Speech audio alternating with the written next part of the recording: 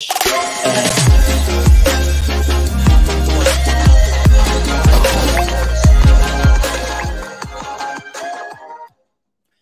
what's up, family? What's up, people? What's up, Swahili Nation, One Africa, man? It's good to be here. I'm excited. I am happy. And, man, I'm just inspired to be here today. And I have a great news. The thing is, the time we made this video, we didn't have registration yet. So for those who don't know yet, we are already registered officially. Right here where I am, Dar es Salaam, Tanzania. We are registered officially with our organization, Swahili Nation, One Africa Foundation. We're officially registered. And you know what next? The next step is just to go all over Africa, all across the world, and to open branches. So finally, we are already officially registered, and we're doing a legal business right now, right here where I am. And so the only thing that is left to us is to have those offices and start operating and start to do the work that we need to do. Because, you know, after registration, you need office, you know what I'm saying, to continue to do the work you're doing. Today, we're having a meeting with the team. Man, we're working on our very first project that we're going to do on the ground, and that we are going to duplicate all across Africa. The first project, we're working on that, preparing a really good proposal project to do that, man. We're very excited, and we're going to do all across Africa. Man, the work that we've been talking, we've been saying, we've been coming here and have all this conversation, man. Some people, they think it's just words, it's just everything. No, man, it's work. We're working so hard to make it happen, to make it possible. Now, we are going out and start acting because we already registered. Our website is coming very soon. We're going to launch in this month, very soon, the best website in the world. Man, we have everything. We're working on the very first project that we're going to start working on. My goodness, sky is not the limit, guys. But anyways, I'm here today because it's that time of the year, all right? It's that time that our brothers and sisters coming together to stand, you know, to defending Africa. And you know what? When something like this beautiful, important, very special happens, the best thing we can do as Africans is come together, join our hands, to stand with all Africans out there to say no more. All right? That's the best thing we can do, man, because it's for the sake of the continent. We're not doing this for anyone. We're not doing this for our personal gain or personal interest. No, we're doing this for Africa. Because if Ethiopia is at peace, then the entire continent is at peace, man. If Somalia, Eritrea is at peace, Tanzania is at peace, all of us are at peace, man, and that's what we do. I know we have a lot of people joining us right now, so I appreciate you guys. You can like this live stream to spread more word to other people who are joining us right now. But more than that, you can actually share this link because we're going to have a very good session today. I have someone on the ground there already. Someone on the ground is here, and I'll put him through very soon in just a moment. He's there on the ground, and he'll be telling us, you know, what's really going on there. But, you know, I know we have a lot of people there, so maybe we'll have some time to invite you guys to come and to talk and to speak and to raise your voice and all those kind of stuff. It's amazing, man. We're here. We're standing with you. We're standing together. That's an African spirit, man. That's an African spirit. If you see your neighbor, you know, going on a battlefield, you don't stay home, all right? You join. You just get up, you wake up, you took whatever that you need, you go together in the battlefield because you're fighting for Mother Africa. So I'm really glad that our brothers and sisters in the diaspora are representing us in Washington, D.C., right there in front of the White House. They are representing us, standing to fight for Africa, fight for our countries. I'm glad that. And I'm here behind this camera doing the same thing. But not only that, we're here on the ground, you know, registering organizations. We are ready to start to do it. So you guys, as you're doing there, as you're marching towards that goal that we need for Africa, a united Africa, one Africa, we're here on the ground. We are already registered officially. We are registered guys officially. We're doing that behind the scene as well, man. That's something to celebrate, something to celebrate. Come on, everybody.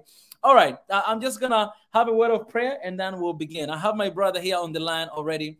You know, I'm going to put him through just in a moment, and then we'll continue with this session. I'm very excited, man. I'm very excited. Well, God, I thank you, because this is that special day that us as Africans coming together, standing, you know, fighting, demanding, standing for Africa. And today, our brothers and sisters from Ethiopia, Eritrea, Somalia, and other countries are coming together in the U.S. to stand and to raise their voices. And we're here standing with them as well. So we pray for just safety and that wisdom and your energy and your power and your glory and your presence to just be here with us. In your precious name, Jesus Christ, I pray. Amen. All right, guys. All right, my brother is right here. So let me just take a moment to invite my brother here to have a little bit of conversation, and then we're going to move forward with the show. His Excellence, what's up, man? Good morning, good afternoon, good evening for everybody else out there that's watching. It is something that we're going to be demonstrating in front of the White House. And right now I just got a little bit of technical issues, but I'm going to overcome that. It's going to be a long coverage. And here we are, again, coming in front of the White House and demonstrating and putting our voice out there for all our brothers and sisters, representing, actually, Ethiopia and Eritrea represent really the African continent issue. We've had enough. Enough is enough. That they've been supporting the wrong end for their own interests. But we have our own interests. We as Africans, we have our own interests. How about that? How about really getting respected for what we want to get done? So in that aspect, that's why I just we call it an express SNN coverage. Run into it, and as you know, things are really getting together on this ground in Washington, D.C., the capital city. Decision is happening. Basically, the Pentagon is here, the Capitol is here, the Congress, and everybody else. So hopefully, by exposing on what we're trying to accomplish, we're not asking much. The only thing we ask is do not interfere on our. We have democratically elected president, and I'm a prime minister, and he's doing the best he can. And we're losing our brothers. TPLF is an organization, but what we're losing is Tigrayans, and Tigrayans are Ethiopians, and they're not different government. They're part of Ethiopia, and we're trying to highlight that really for brothers and sisters killing each other on the field, the end result is they don't care about you. They don't care about us. We're the one that has the arm. It might be one Soviet and the other one American arm. And who dies? Us, Africans. At the end of the day, when you tally up the numbers, you won't see no other nation that died in it except Ethiopians. So that has to end. The only way that ends in peace is that by stopping supporting TPLF. If you stop, the war will stop. And that's what we're looking for as Africans. Because no more, it means no more war. Definitely no more war. No more famine. No desperation for food supply. And also we have several other human rights issues that we address as Africans for Africans. We can handle that as long as there's no interference.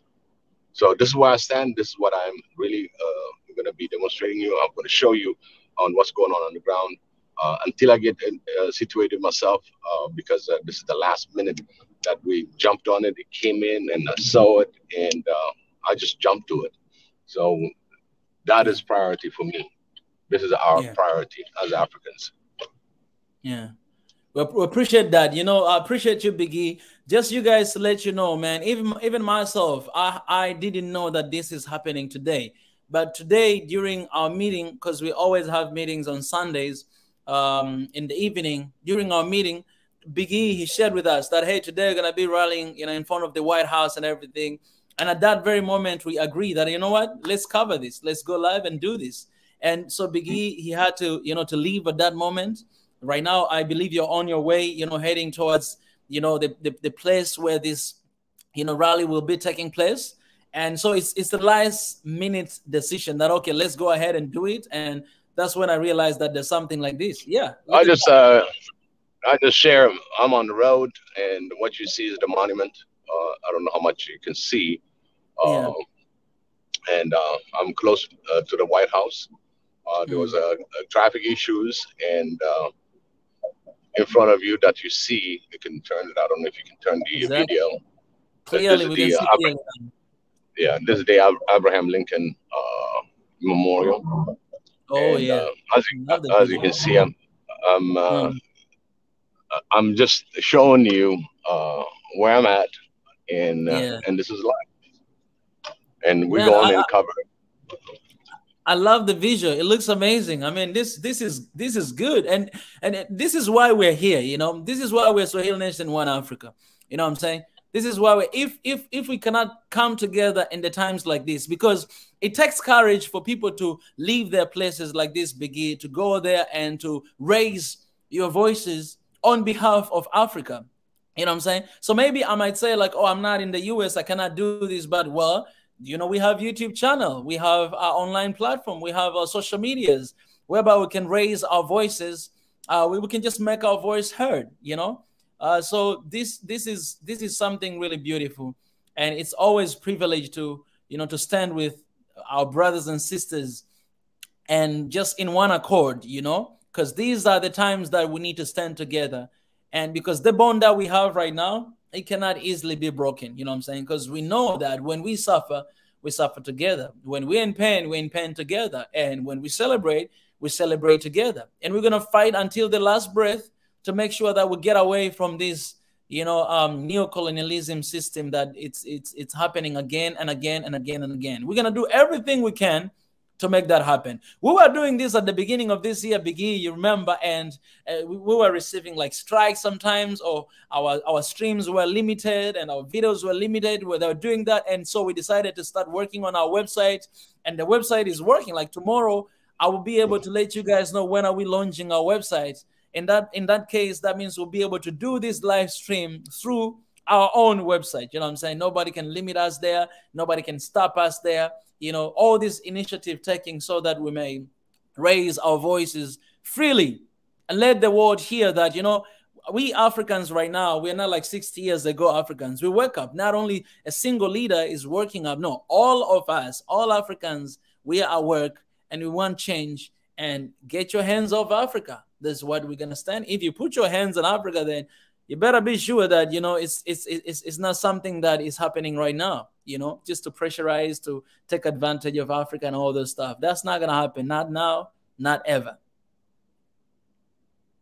And that's true. And where I'm at right now is they call it the Constitution Avenue. This is Mm, where you have also the African American Museum mm, right on this ground with the monument, as you can see on the right. And mm. at least everybody that is in Africa can see exactly from direction wise where the White House and Right? actually having You a understand? live stream of it.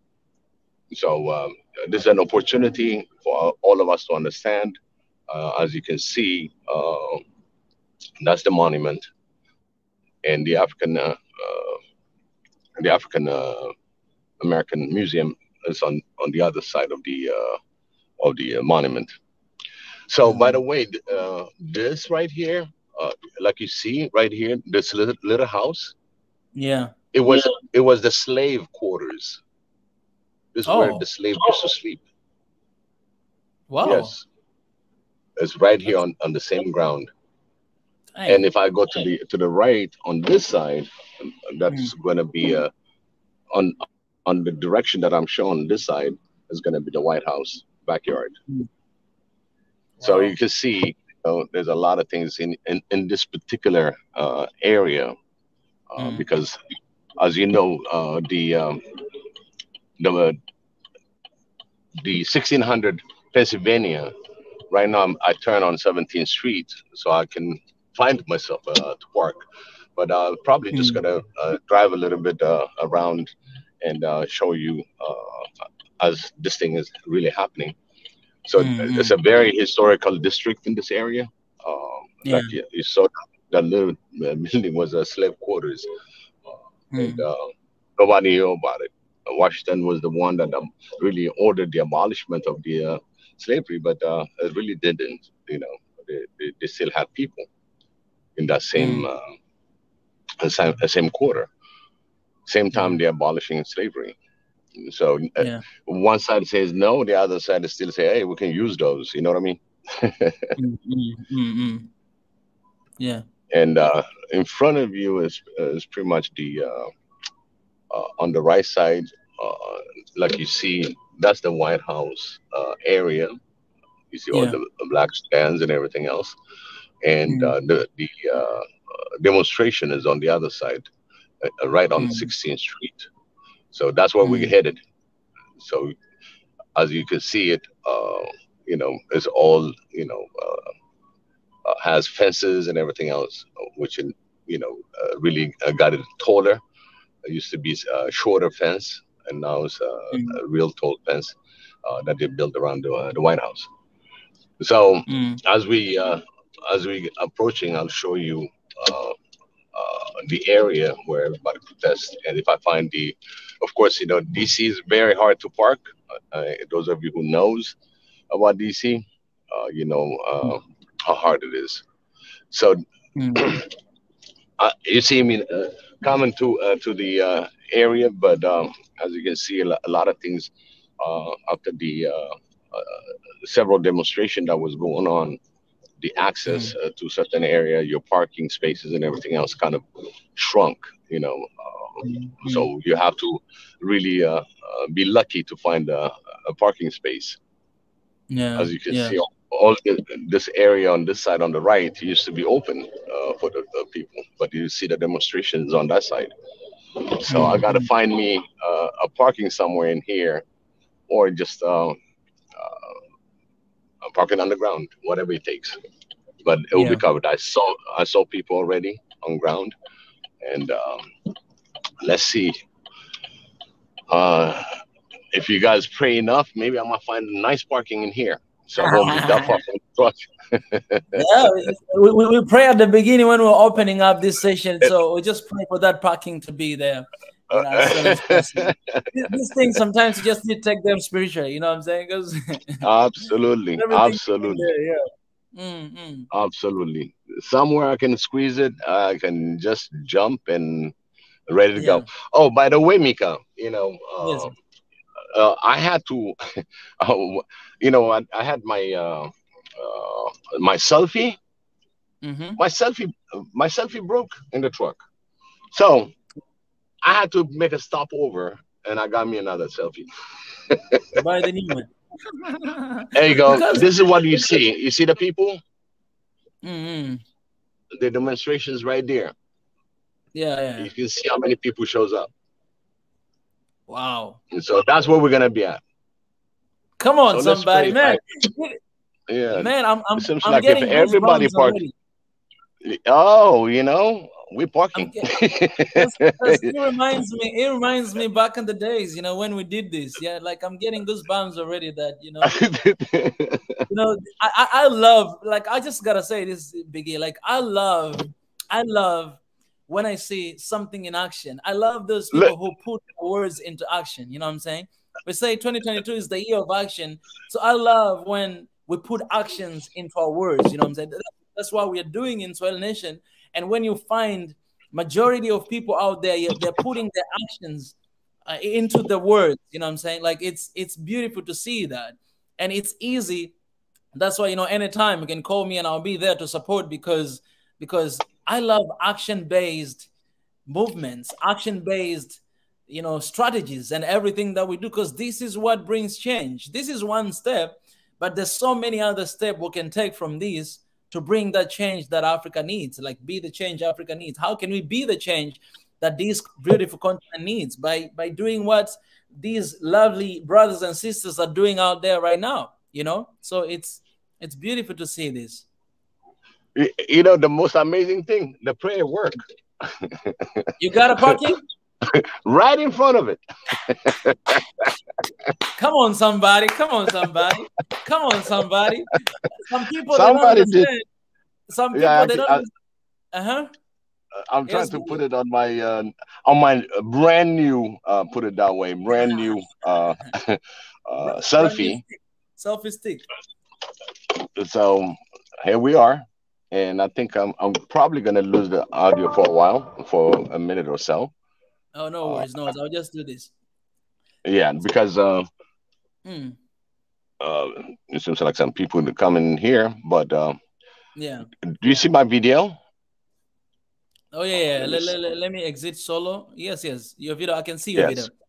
Okay. All right. So just bear with me because I got to put it to my Bluetooth because it was on the car Bluetooth. So I'm coming out and I'm gonna go right into the coverage. And All as you can right. see, this is the parking that I got with the two other cars that can park. Come on, man. Some people they don't understand why we pray before we begin the our streams, but this is the reason why. You see, begin finding that parking just next to you can say it's a coincidence, but for me, I'll say prayer works. You know what I'm saying? Like we can see in a different perspective, but all in all, man, God answer prayers, and this is what happens. So I'm very excited, guys, about this today. Big E is still connecting that, and I think very soon, once it's done, we'll hear him. But this is cool. This is cool. Thank you for everybody who is joining right now. If you haven't subscribed, please do so. If you haven't liked this stream, do us a favor and like it, because when you like it, a lot of people will be able to see it. You can like it. If you want to share, you can share as well. Just remember that we're gonna have people talking with us here today. Like Big E, he's gonna be moving around, meeting with some people and giving them a little interviews, talking to them, asking their opinion. And if you're there right now on the ground doing this work, if you're right there right now, just know this that you can find Big E. All right, you can find Big E will be right there, and he'll be able to talk to you guys. He'll be able to interview you guys. So if you're there, don't hesitate. We'll see you here today, and we'll have a conversation with you guys. Big E, back to you. You ready? Can you hear me now? I can hear you, brother. Excellent, excellent. So let me get back to my video and walk you through. Oh yeah, yeah. I gotta see that. I gotta see that face of yours, brother. He's gonna be back in a second. Let me just say this, guys. So like this video, share this stream, and if you're right there right now, in the rally, don't hesitate. You'll be able to share with us your experience and to talk to us. Biggie will be moving around and talk to some people. But if you're not there as well, do not hesitate. Maybe later on we'll open up the room for you guys to come and to join us. But it's beautiful. It's beautiful what is going on. And at the same time, let me remind you guys in the comment section, if you go in the comment section, you will see the link I attach all the way to the top. And this is the money that we are raising for Swahili Nation One Africa funding offices. All right. We are expecting to get offices. We already have registrations. Our website is coming up very soon. We're already working on the first project that we want to do right here on the ground, and then later on, duplicate across the continent of Africa. So the best thing you can do right now, support us and help us to get the office. And the link is in the comment section. I pin all the way to the top. So you can do anything to support. We just need like 500 people to give €5 each one of y'all. So if you have €5 you want to donate, please do. If you don't have 5, you have 1, do that. If you have 2, do that. Whatever you have, do that to help us to get these offices. Biggie, back to you, brother. I'm back, and I don't know if you guys see on the back, people are still coming in. Are you? There we go. I'm just walking straight to it. Oh, Biggie, Yeah, I had a, you're gonna have to raise a little bit higher, because I think we are seeing a lot of ground than where you're heading.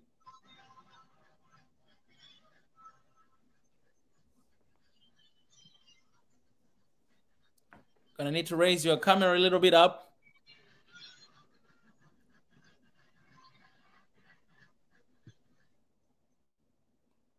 We appreciate everybody who is joining, everybody who is commenting. I love you guys. Swahili Nation One Africa loves you. Biggie, he's gonna be back in just a second. It's beautiful to have our brother there on the ground. You know, you guys, you mean everything to us, and everything that we do for Africa, for the sake of Africa. You know, there's no personal gain in what we're doing, man. There's no personal gain. And what we're doing, no personal gain. So help us to support, to change Africa.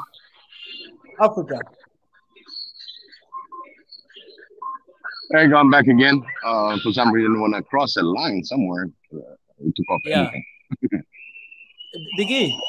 Yes, can you hear me? Yeah, I can hear you, but I think for the phone, maybe you can raise up a little bit the angle, because we see a lot of a ground than the actual picture that we need to see. Okay. You see that? Let me see if I can. Oh, yeah. Do you listen to what he says on the background? Yes. Okay, here's the White House. Biggie.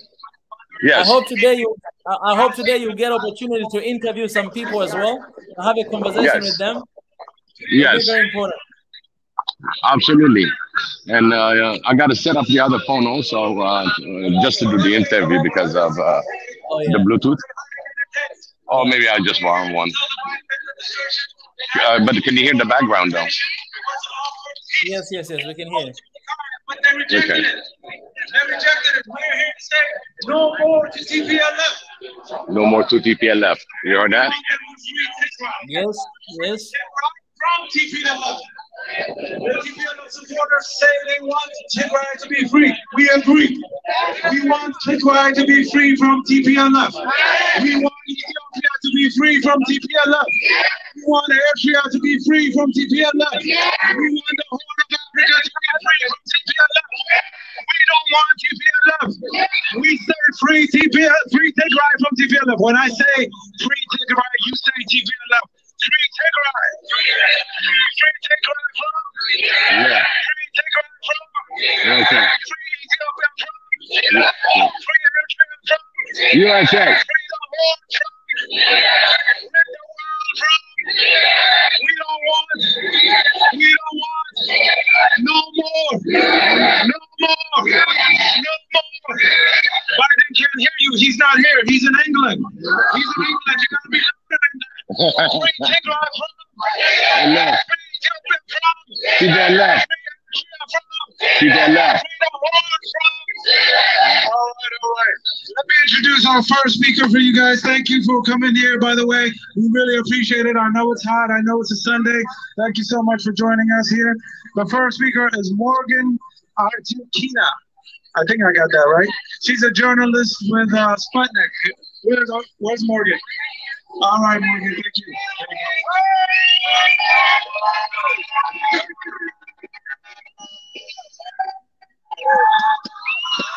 Where's Havana? No more is guarded police and sanctions on Ethiopian my friend Kamala here asked me to speak today about the distortions in the media that come from the mainstream media that we talked about already here today, about how CNN, the New York Times, Reuters, the BBC, they yes, we can hear. About what's happening. Okay, you can hear the conversation? Yeah, we can hear. So we're here to say that if the U.S. really wants peace, that in the Horn and in Ethiopia, as it says, that it needs to stop backing the TPLF. It needs to encourage peace talks, and we also demand that the media give fair coverage of what's happening. It's outrageous how much you have to hunt for the truth in the media to find out what's happening there. I think there are some of the signs around here today say, end the misguided policy in Ethiopia. And I think that so much of that comes from the fact that the truth is just not in the news. Right? If you read, there's so many front stories that deserve to be on the front page of the New York Times, on the front leading story of CNN, that you don't hear. Right there. A demonization right there, the voice is really good. of Ethiopia's current democratically elected government. You need a demonization of Eritrea for daring to plot an independent path, for daring to follow its own.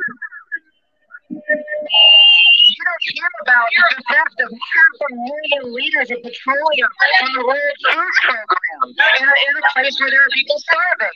That's not in the news anywhere. That's been a front page story. Right? The fact that leaders of the TPLF went on Tigray TV and said the Americans told us to enter Addis. That's not on the front page. That should be front page news. So CNN is not reporting the news. The BBC is not. The New York Times is not. And so we're out here demanding that they tell the truth. And that's why it's so important that rallies like this happen. The NOMORE movement has been going for more than a year now. And why you are here today is because you're telling the truth. You're bringing the truth to the halls of power. I know mine is not here, but there's a lot of people out there who tell what you don't say today. So I just want to thank you for continuing to tell the truth and continuing to bring the truth and spread a message of peace, because we're not getting it from the mainstream media, and the only way that we can get that message of peace is to carry the message to the people ourselves. I guess that's all I have to say.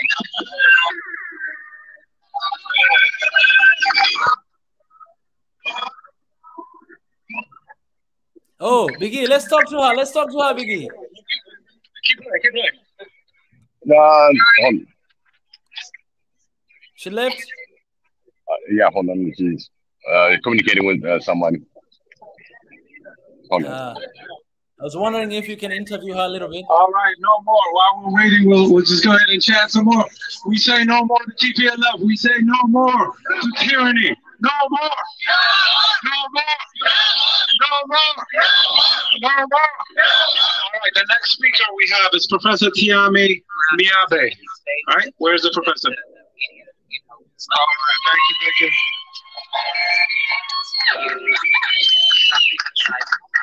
Good afternoon. Good afternoon. Salam.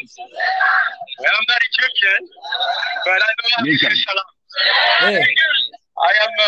I gotta get the other phone ready. Oh, sure. Yeah, Do that. Because Ethiopia symbolizes one nation. It symbolizes freedom. It symbolizes freedom. And I am serious to say that. Look, Egypt got colonized. Saudi Arabia got colonized. Bahrain got colonized. India got colonized. Thank you so much for your voice. I'm with Charlie Nation One Africa. And I would love to have 1 minute of your time because I got a live audience. And this is Mika Shavala, the founder. And that's a founder. And we would like to have an interview with you if you don't mind. I'm trying to set up the other one because I just came in early just to be in here. So, but I'm covering it live for One Africa. Okay? And what's your name? Morgan. My name is Ephraim. Nice meeting you. So, Vika, we're going to have an interview after we get some few things. And we're lucky. We'll have this interview. I'm going to set up the other phone so we can have the interview. Thank you. Sounds good, brother. Thank you so I'll much. make sure I set up the other phone because this is live and I'm going to make it live on the other one so we can talk. And they can ask. Thank you so much. Great. All right. Sounds great. Right? And then pieces, there are plenty of them. Some of them were called Congo pieces. I'm from Congo, by the way. So, some of them were called Congo pieces. Some of them were called Congo pieces. Some of them were called Mali piece. Right? So the first says, we'll take Mali, we'll take Congo, right? And they gave a piece to England. They gave some pieces to Portugal. And they gave some pieces to other African countries. And you know what? There's a nation called Italy. And you know what? They got what? They got a piece called Ethiopia, right? And they tried to come to Ethiopia. And they tried to come to Ethiopia. And they took a student and says, no, in this country. We are a millennium country. A country with history. A country that's stood longer than you guys understood. We're not an excuse. And guess what? We said what? Ethiopia prevailed against colonialism. Ethiopia will prevail. Yeah. Ethiopia will prevail. Yes. Ethiopia will prevail. Ethiopia will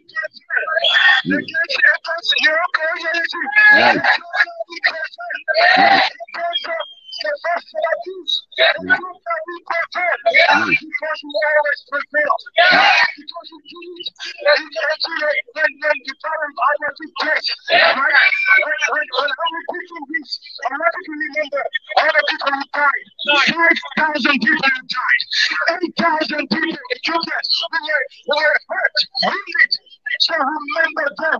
I should face that issue today. And when it happened, everybody came together. The Amora, the Orino, the Tigray, everybody came together as one nation, one people. Ephraim, Biggie. Yeah. Do you think you can get closer to him so that we may get a visual picture of him? Guess what? What's that? Some of the tribes. Do you think you can get closer to him? At least we can see him. It's a therefore, yeah, absolutely. Around. And the yeah, because I was by the mic, I cannot hear it. It's only one thing that can maintain us. It's called unity. Unity. Ethiopia was able to defeat the Italians because it was united among its people. I mean, all of those guys, right? So what do they call them? All the tribals that you have. The Afar, the Malanta, got together.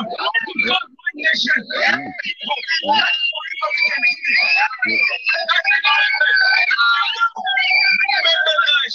Are you listening? Yeah, but we can see him. We can see his face. All of us are facing one ideology. That ideology is called the white supremacy ideology.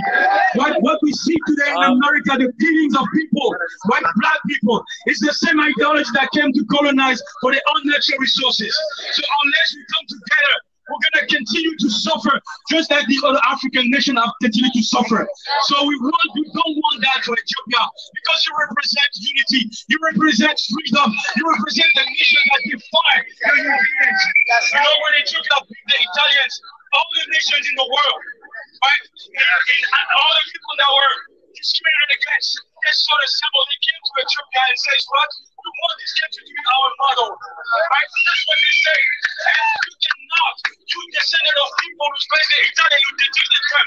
You cannot allow what's taking place in Ethiopia to take place. You have to come together. All right, I got a volunteer now. My brother in here is covering for me, so I can set up the other phone. That's cool. That's cool. Thank you so much. Right? There is a new colonization that is taking place right now in Africa. There's a new scramble for Africa. Can you hear me? Why? Scramble for our natural resources, right? Okay, good. If you look at the natural resources, 90% of cobalt. That's a nice view right there. That's a nice view. For our cell phones, what we use for our cars comes from Africa. 90% of platinum comes from Africa. 75% of cotton comes from Africa. Africa is projected to be the youngest generations to come. It's the biggest market. And among all the markets in Africa, Ethiopia is the second most populated country in Africa. So therefore, those young people today, they need us. They need us to say something for them. You gotta talk to this professor after he's done this live. Yes. I just sent you a text. I just sent you a text on and drop the link on this one. Okay. We need to talk to this professor after this. We need to talk to him. No, you see, I just send you a WhatsApp message. Check the text. Okay. Send it to me in there, because that's the other phone. Okay. And you see, Hermela is here and other speakers are here. And my beautiful brother in here, a good friend, a brother, is holding the camcorder for us for now until I set up. So usually when you come over here, right? We said we talk about democracy. Just the way that you said, drop the link here. We need to talk to the current speaker. Okay, good. Thank you. What do we want it now? Right? What do we want?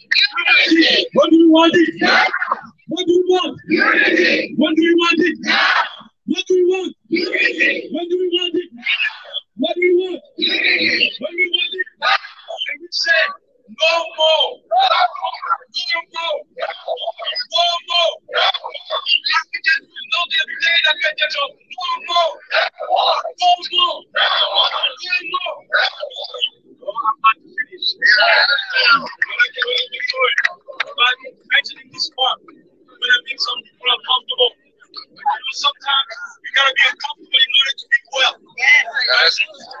right, set up here. The leaders of Ethiopia.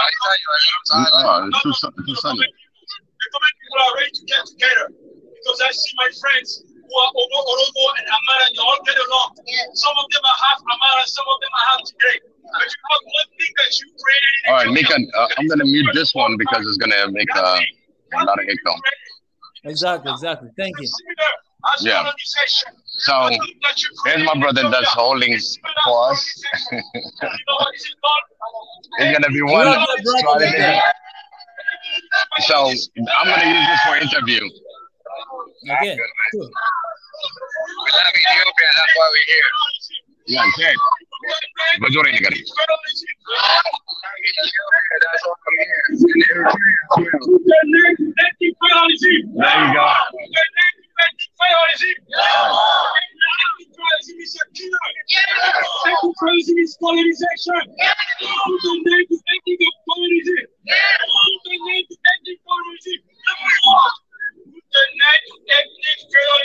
I'm trying to find that guy right there.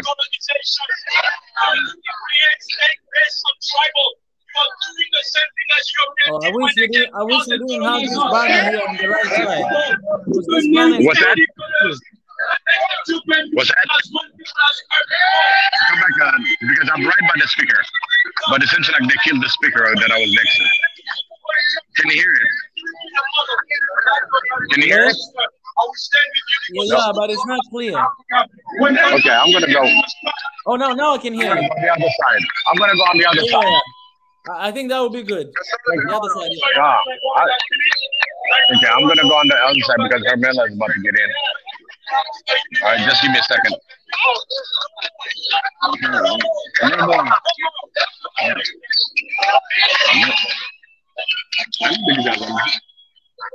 Thank you.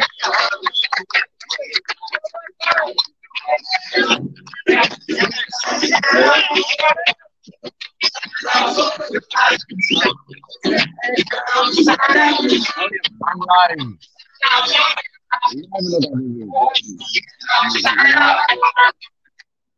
So for some time, guys, I'm gonna need to mute like this because of the music, because of the copyright.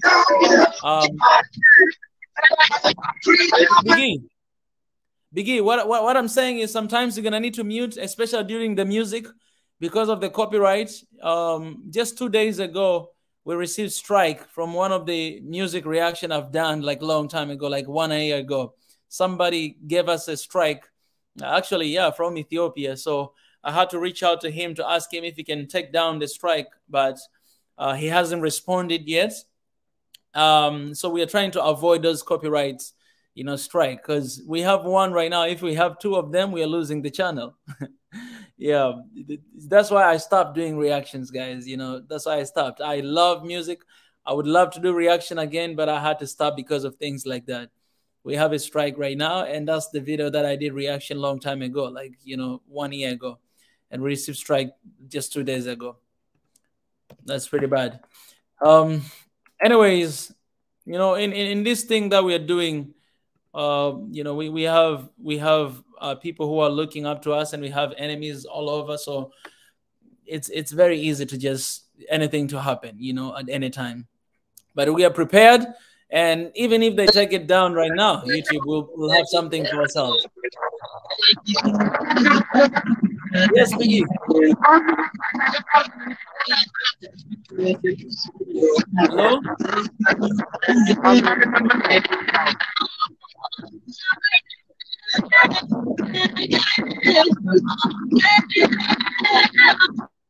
I'm not trying to mute this again because of the music. I'm trying to avoid copyright as much as I can, Biggie.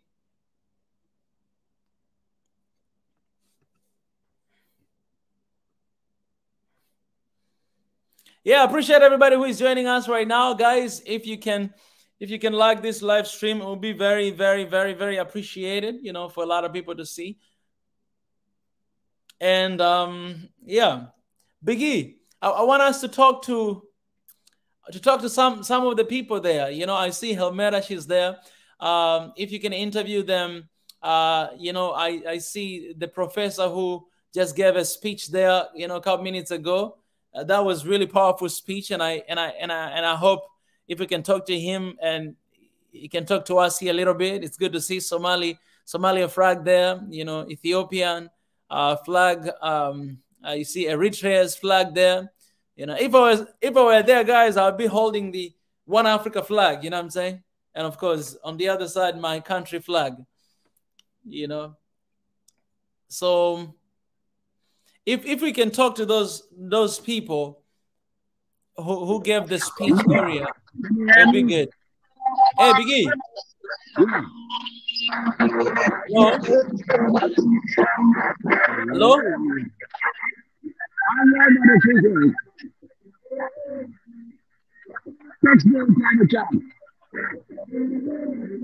Let me remove this again.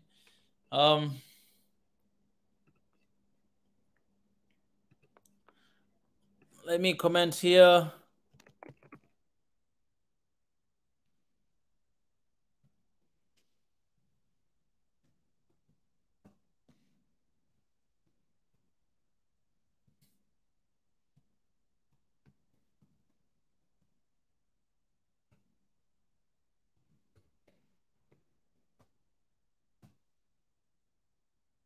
Yeah, hopefully we're gonna get a chance to talk to some of the people there and to interview them, have a little bit of the conversation.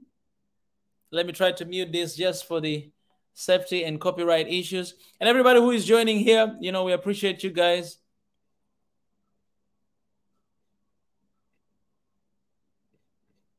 I wish I can read all the comments, but I'm not gonna be able to do so.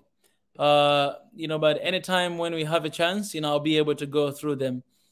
But this is beautiful. Like, look at this image right there. It's beautiful to have everybody coming together and, you know, celebrate, bring that oneness. I love the fact that the previous speaker was talking about unity, was talking about Africa and be one and coming together. You know, that's beautiful thing. You know what I'm saying? Like, and that's what we have to promote. Seeing this picture right here, it's beautiful. You know, I want to see this in Ethiopia. I want to see this in Africa. You know what I'm saying? All tribes, all people coming together in one accord and, you know, and wanting the safety, you know, for the country, for the nation, for the continent. That's the best thing we can do. And I hope we can do that, you know. It's beautiful. It's a beautiful image, seeing everybody. Hey man, it's beautiful. These are those moments that you wish you were there on the ground. You know what I'm saying? This is one of those moments that I wish I was there on the ground. Let me unmute, see. All right, we're still trying to avoid that. Yes, exactly. Yeah, to all the newcomers here, welcome to our family.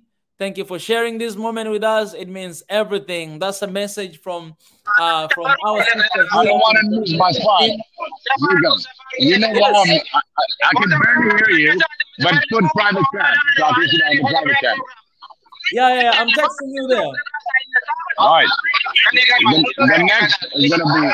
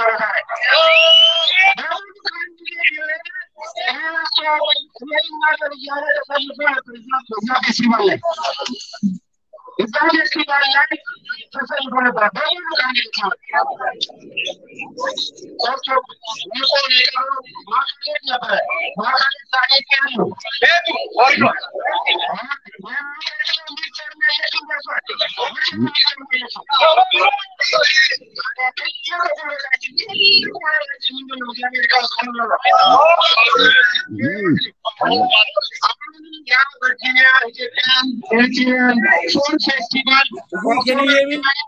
Alexandria, Virginia, 4200 Alexandria, Virginia, Joseph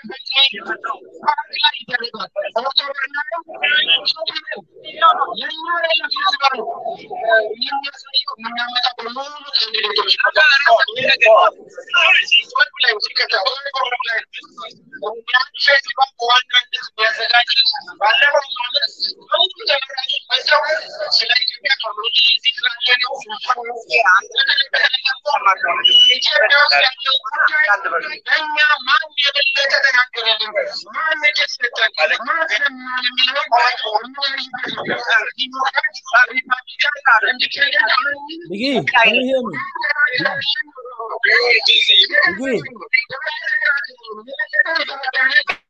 Biggie, can you hear me? Biggie, hello? Yeah. Biggie, can you hear me? Yes. Yes. The voice is not clear. Can you check the private chat? The voice is not clear. Who's that? I say the voice is not clear at all. We don't hear what he's saying. I can barely hear you because I'm right by the speaker. Look. Are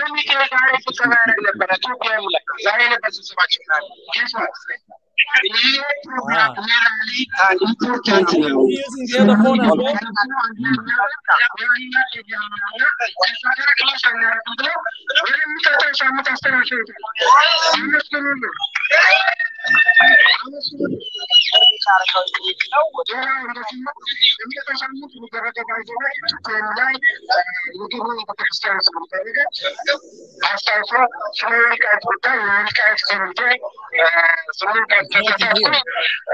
Hold on. It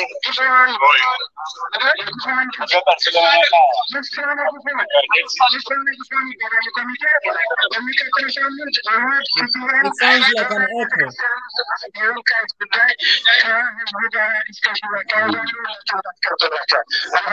All right, now push me.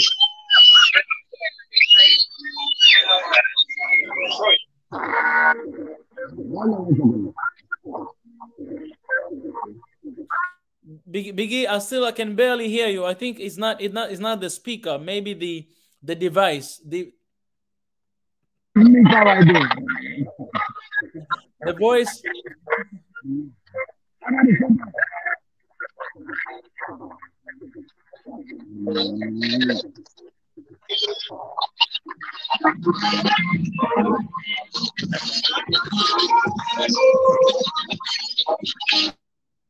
Yeah, the voice is not it's the audio is not good. And we're having, I don't know if it's because it's closer. Let's hear it. Yeah, because it got a lot of interference in there. Ah, Yeah. Now, can you hear me? Because I was right by next to the speaker, so everybody can hear it through my Bluetooth. Oh. Can you hear? That's why. Anyway, you saw Hermela. She said hello to Swahili Nation One Africa. She knows about you. I told her it was Mika, and you got your wave, right? Yeah. But it was I couldn't hear her because of the voice. Yeah. She said hi, and she just saluted us. Yeah. Because when you get in there's so many Bluetooth, and the distortion is crazy. I can barely hear you because I was right by the speaker. Yeah. Because I thought maybe I might get a chance to listen to it through the speaker. Maybe I need to take out the Bluetooth. If I take out the Bluetooth now, we're gonna lose the your direction. You know what I mean? Where you want to see what you do. So I'm trying to preserve also. Maybe I can just let you do your thing. Like you can remove Bluetooth. And what you can do, you can remove Bluetooth, and then I'll be communicating with you through the private chats. All right. And you can go there, you can go around, you can interview some people, you can talk to them with another device if it's already connected. Yeah. Let me see. I'm supposed to be still connected. It says try again because I only see one device here. So if you connect the other phone, I'm gonna connect the other one. Exactly. Yeah, it was connected earlier. Then you can get rid of the Bluetooth, and then you can just go there, talk to people. For me, I will try to mute every time there's a music. I need to mute because of the copyright, so that we may not get the copyright strike. But you can just move around. If you find the previous speaker, that professor, I think you can talk to him. And Elmera, if we can talk to her as well, you can talk to her because we want to get the message as well with the audience who are watching here. Okay. All right. The first thing is you have me on the other one. So let's see which one you can control first, because I see when you mute me on one, because definitely it goes red. So we can kind of switch from one to the other. Yeah. Okay. Indeed.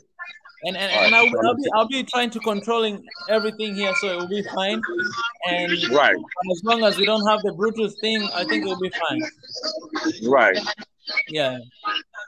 But on the studio, this is a demonstration, so this is what they're playing. Is there copyright for it? Yeah, this is a demonstration. Yeah, because those are music. They have copyright. So even though it's out there, videotaping. Yeah. You can get it. They can sense it. Yeah. Yeah, they sense it. Like copyright is very tricky business, and right now they're limiting us a lot. So they're finding any faults to us, and they do that. And a lot of enemies too. So. And then I got another buddy that showed up. So I see a lot of key people in here that behind the movement. Hermela Gannet is here. A few other the speakers there. Very, very interesting. Yeah. So let's see, because I want to make sure that I have enough battery, because when it comes to video, it depletes crazy. But again, we're gonna do the best we can, right? But here we are on the ground in front of the White House, demonstrating and making our voice heard. And I'm looking for the first Morgan, the first lady that spoke, and still trying to locate her. Shouldn't be any far from here. You're still listening to me, right? Just make sure. Yeah. I'm listening to you, but I cannot hear anything from the cloud. I guess because of the Bluetooth. Oh, yes. You don't see the crowd? No, I cannot hear anything from the cloud. I think because of the because I'm too far. I'm too far from it. Hold on. Give me No, like the voice, the sound is not clear, so we cannot hear. We have the power. Hold on. Let's try this one. Okay. I'm gonna try the other one. My vote is my power. My vote is my superpower. My vote is my superpower. My vote is my superpower. My vote is my superpower. So we must respect this, right? We must exercise it. Regularly, normally, Ethiopians and Eritreans have elected Democrats, have voted Democratic. But we have to look at the issue. We have to look at the issue. We can just not give away our vote blindly. We have to investigate to see what the candidate stands for. And we have to see, do they understand, do they support it?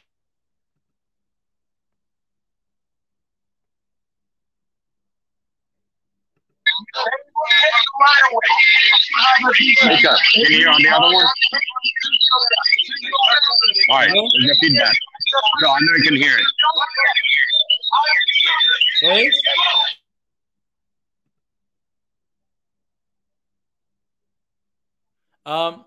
The other device, it doesn't have sound. It doesn't have audio. Yeah, I'm gonna put it on audio. Okay. Now,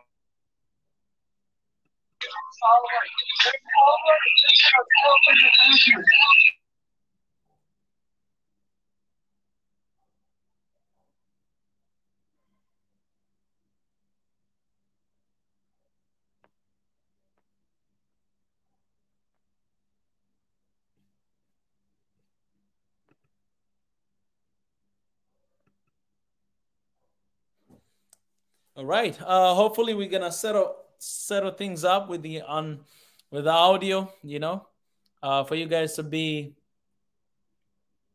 able to hear what is happening there, what is going on.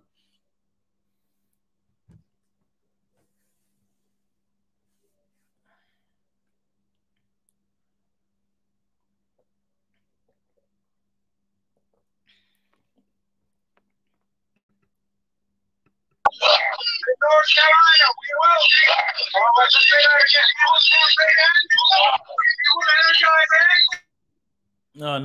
No. Too much noise.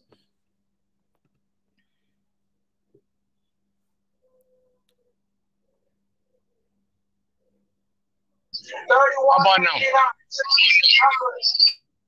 now? Still, there's too much echo and.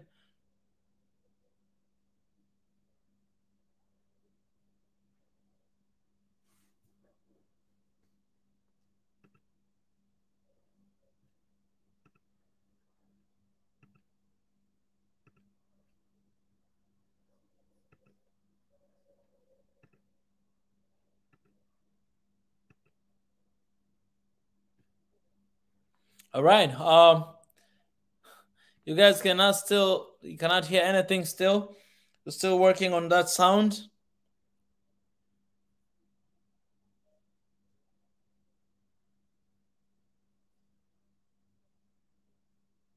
Hopefully we can get back the sound and for you guys to be able to hear what is really, really happening there.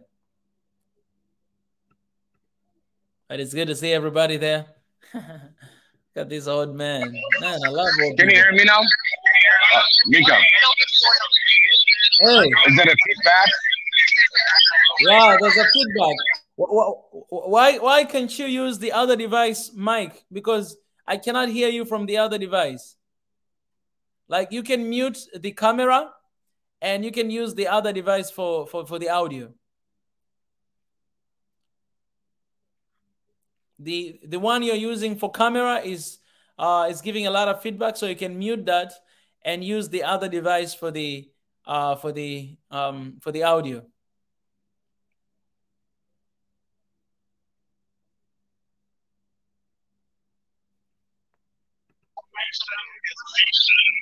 Now you got a feedback. Yeah, Biggie.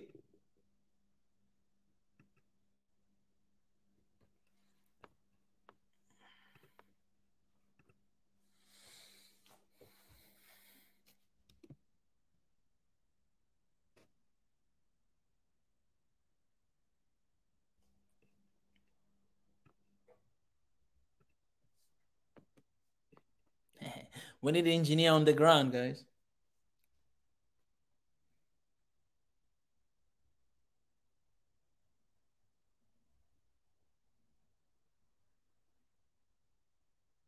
All right, Mika, can you hear me now? All right, so hold on, let me see. Biggie, what I'm trying to say, can you hear me, Biggie? Hold on. Okay. Hold on. No, I'm gonna go away from the other phone. So I put it on. Can you hear it now? How's the feedback? We cannot really hear the speaker. Cannot hear the other one? I'm gonna We mute cannot this hear one. the speaker. Eh? Okay, listen to the other one. I'm gonna mute this one. Okay, okay.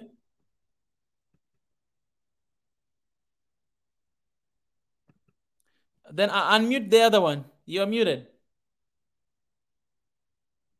Yeah, because I left the other mic open. So you can use that one for listening. I say this sincerely. Got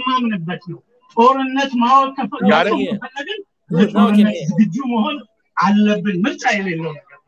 ስለዚህ በሁሉንም ነገር የምንሳተፈው ያህል በአሁኑ ሰዓት የሚዋደቀው የኢትዮጵያ መከላከያ ኃይልን መደገፍ አለብን። ከዛ ጋራ እርዳታ የሚሰጡን የኤርትራ የአማራ ክልል የአፋር የሌሎች ክልሎች ልዩ ኃይሎች በሙሉ ከጭምር ጦሩ ጎን ወይም የፖለቲካ ሰፖርት የሚሰጡ መሆኑን መደገፍ አለብን በምንችለው በሙሉ ሶስተኛ እኔ ማወዳደሩ አሁን ያለውን ጦርነት አሜሪካኖች ባርነትን ለማጥፋት ካደረጉት ትግል ጋር ያንን የማደርግበት ምክንያት ምንድነው? አሜሪካ እርስ በርስ ተዋግተው ባርነትን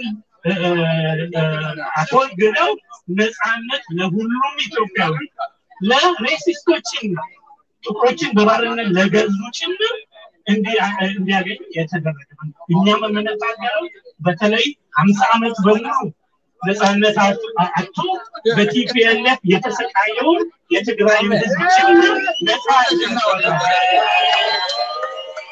እና ብዙ መናገር አልፈልግም። መድገም የምፈልገው ቁርጠኝነት ያስፈልገናል። ቁርጠኝነት ስንል So this is something my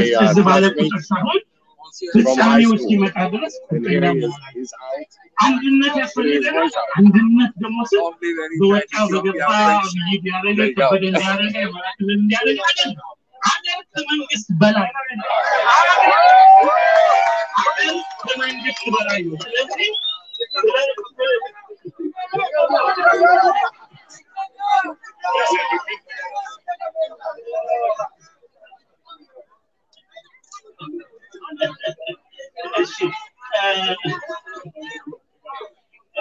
እኛ እዚህ ያለነው ሰዎች ፍቅራችን ትንሽ የሚል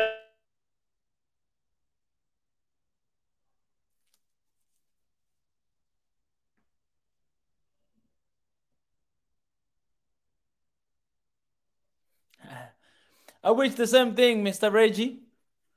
I wish the same thing. Mr. Biden, make the right decision. Hands off Ethiopia. No more interventions. Hashtag no more. That's a good one right there. I lost your voice for a while, Mr. Biggie.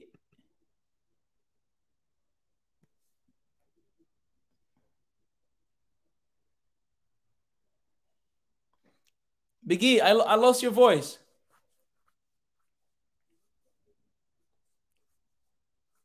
Biggie, we lost the audio.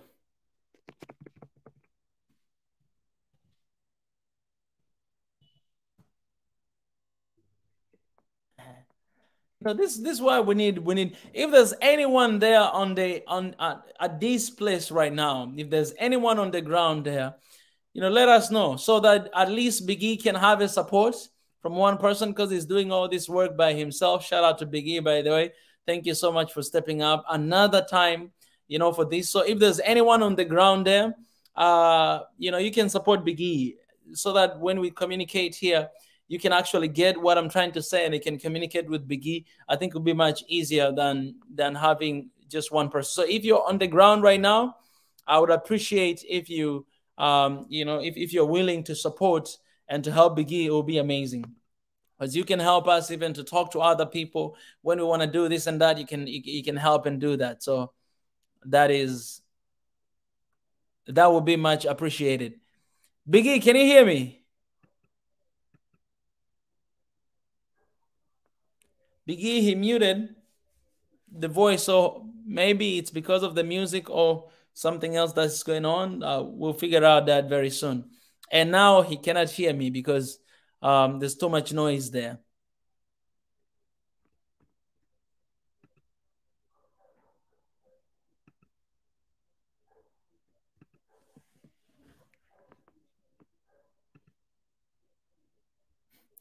I love seeing that picture, man. I love seeing that visual. It's crazy. Somebody tell Biggie I need him. Biggie.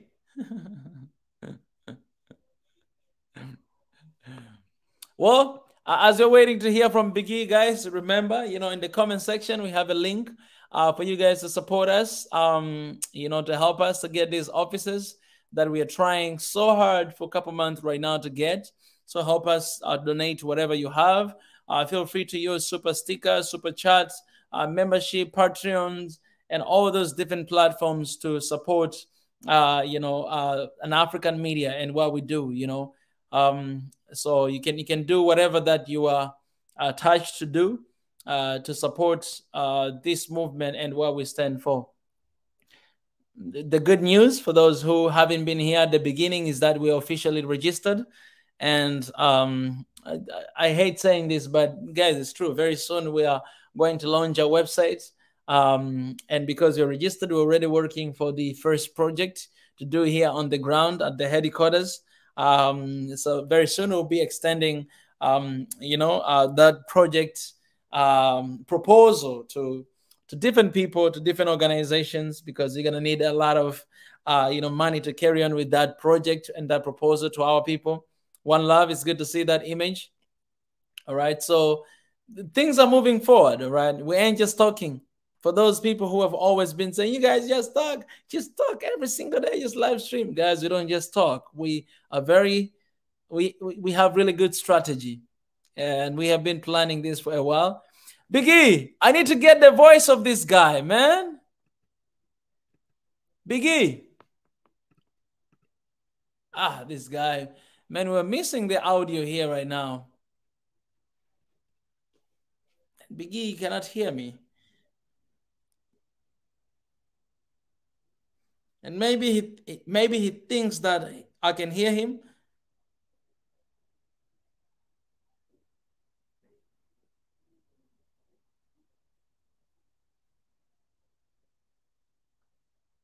Maybe he muted by accident. I'm trying to text him if you can see.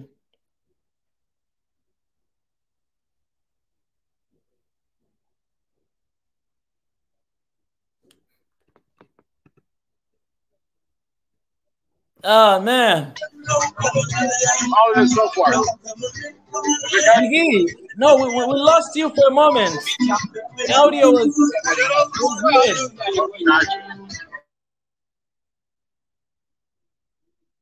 Okay. Right now it's music. All right. That's cool.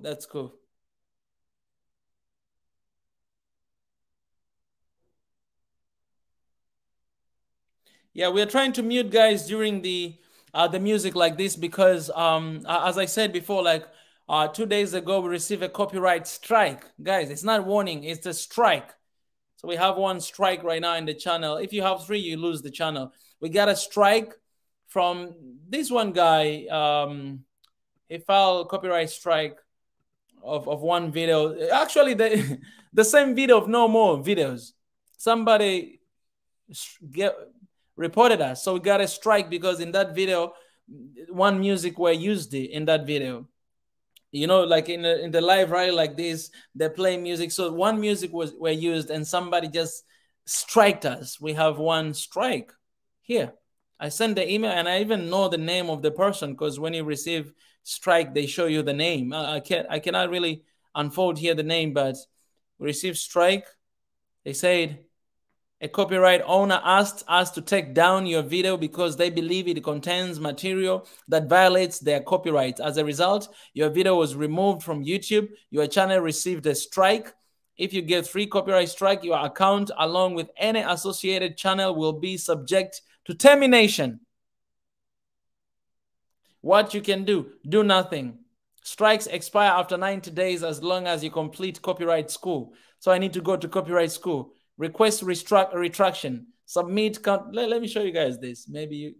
Okay, if I show you this, we're gonna lose the. Anyway, I'll show you guys later. So those are the strike, and and those are things that we got. So that's why, you know, we are trying to mute during the music, not to show that, because I think we have a lot of enemies. Content removed by somebody. I'm gonna keep his name out of this stream.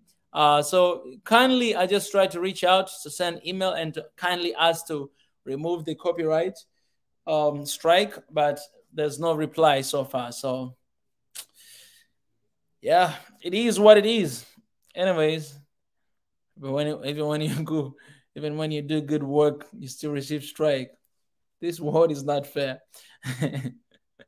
It's happening now. Yes, it's happening now. Hey. Oh God, let me just drink my water. At least I can drink water for now. Yeah, I actually don't understand when someone gives strike. I really don't understand, actually, honestly. I don't understand, because in my life, I think to come clean to you guys, I gave strike once. And not strike. I didn't give strike. I'd remove my video once. I never gave a strike to somebody. I just removed my content in my life, and I've been doing YouTube for a while now.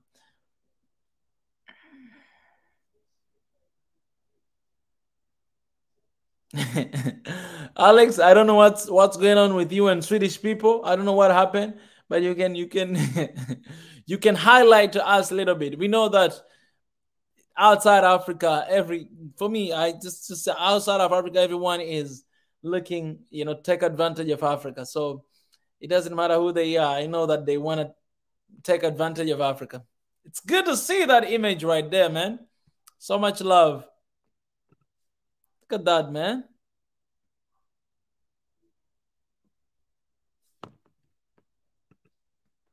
Yeah.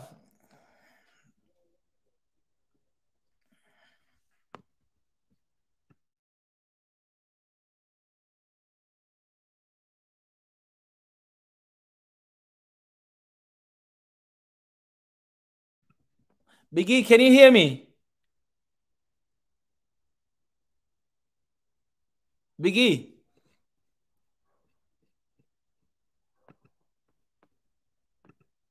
Hey, Biggie, can you hear me?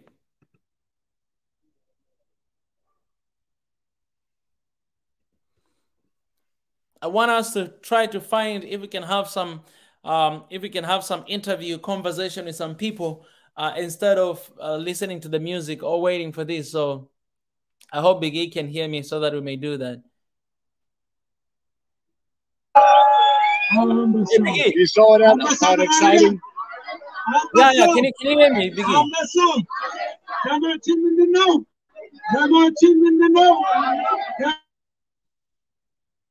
Biggie, why are you muting? Hey, Biggie, hello?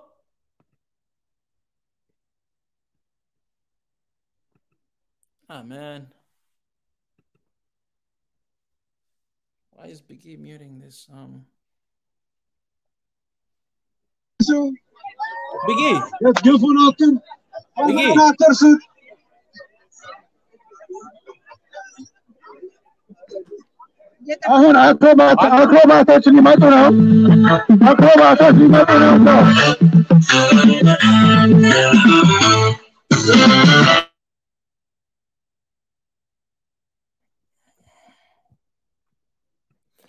Biggie, can you hear me?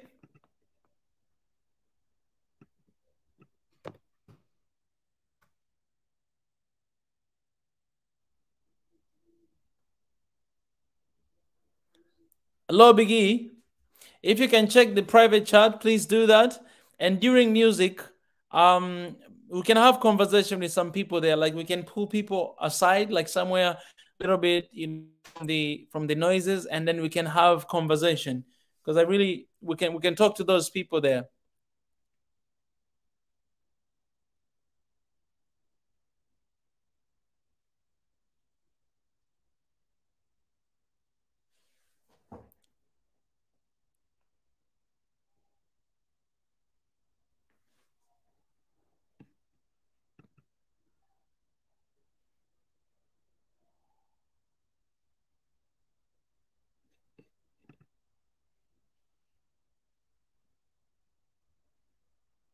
Mika, you can hear the music still? Okay, Biggie. Now it's good. What I was saying I don't is know what this. happened Biggie. at this one. Hold on 1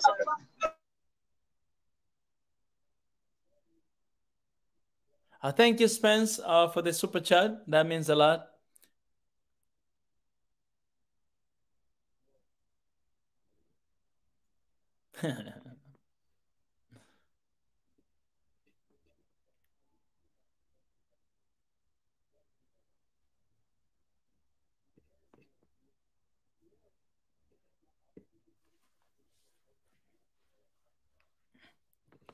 I lost Biggie for a second. Hopefully, we'll have him back very soon. But well, guys, if you're joining us right now, just know that we are covering this live from straight from the White House, just outside of that place. And it's beautiful. We've been here already for 1 hour and 30 minutes or so. Hopefully, when Biggie gets back here, we'll have a good audio system, and maybe we can have conversation with a couple people who are there right now, and like get to know a little bit from them, having a little conversation. I think it's very important to do that.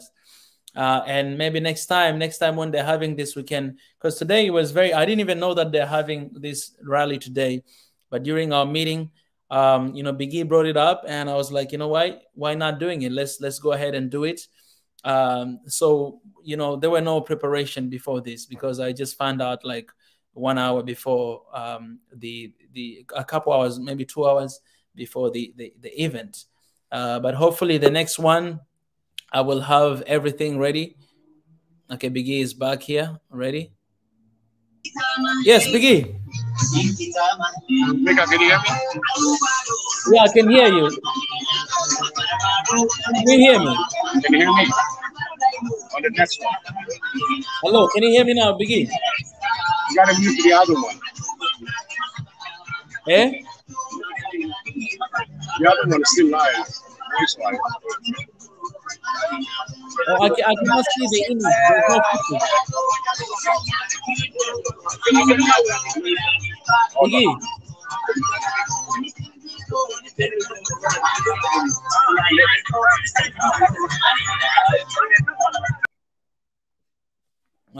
Let me wait for him.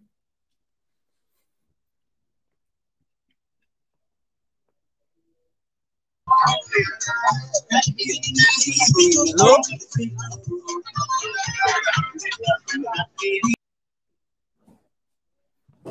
All right.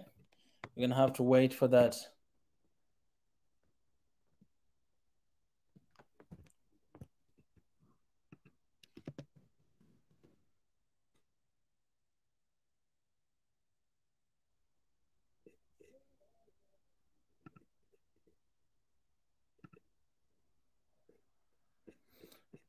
All right. We're going to be back, guys, in a second. Okay, Biggie is right here. Hey, Biggie. Can you hear me? You're muted. I cannot hear you. You're muted.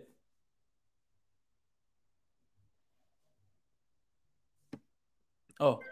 Yeah, I can hear you now. Yeah, so Biggie, what I was saying is, Biggie, can you hear me?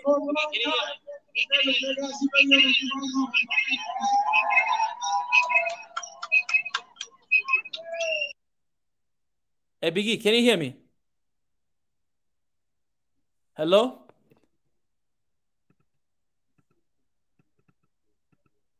Hello?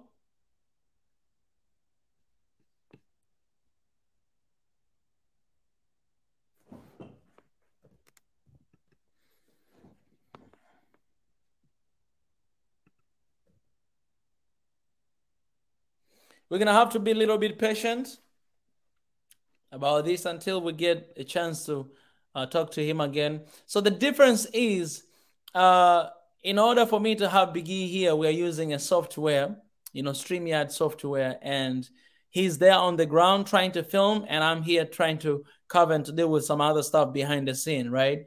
And that's why we're having this challenge. But if it was just there filming direct from the YouTube, maybe things will be a little bit different, but also it'll be tough, to do something like this, like to invite people to come and to share their views or their thoughts, their opinion about what's it'll be tough. That's why we are using StreamYard to communicate like this. So hopefully Biggie will come back, and so that I may have conversation, I'm gonna give him feedback of what was going on and what to do right now forward. Biggie, can you hear me? Hello? Hello? Hello? Yeah, Mika. Yeah, can you hear me, Biggie? Yeah, you can hear me, right? Okay, let me, for now, let's remove one device. Let's just use one first. Yeah, hold on one second, because I have, I think, hold on, let me see this one.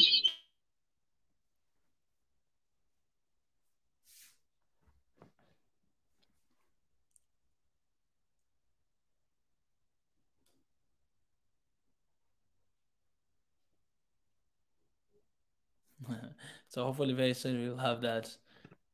Then let me do So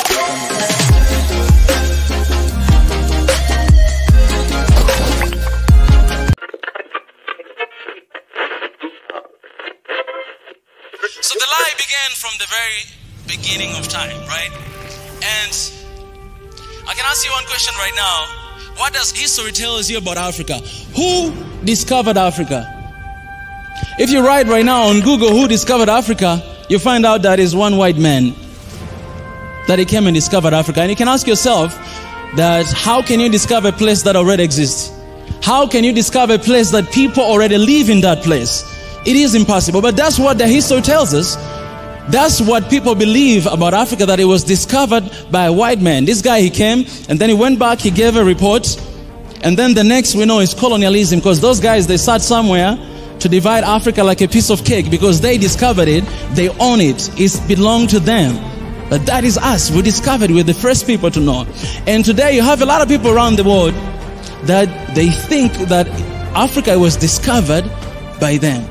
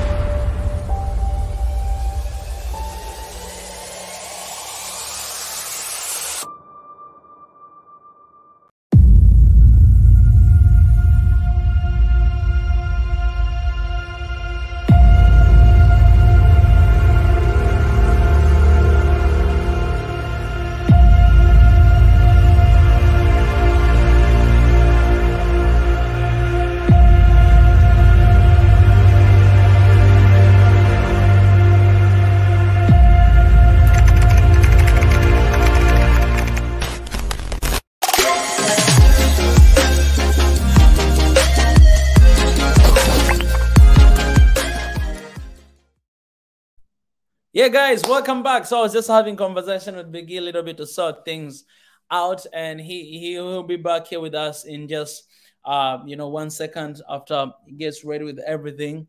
Yeah, it's a little bit of a challenge because of one man job. Biggie is doing a hell of a job right now, doing what he does. All right, it's a hell of a job, and I just appreciate him for willingly to do this. And he's all alone, so it's quite of a work. So maybe next time it's good if we can get a little mic that you connect direct from the device, from the phone, and you hold it around, you walk around with it. I think that would be so much easier and better than just using the phone mic. Yeah, so hopefully that will be very soon. Appreciate everybody who is still here joining us. It's a good day. Then at the same time, let me do this because I can have a little conversation with people who are here for 1 second, for 1 minute, and then just Biggie. When Biggie is back, I'll have to drop you guys out. All right, for just 1 second to hear, 1 minute, and then okay, he's right here, Biggie.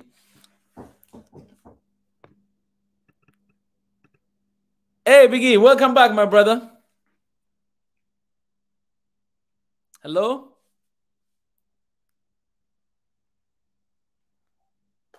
I can't hear anything from you, Biggie.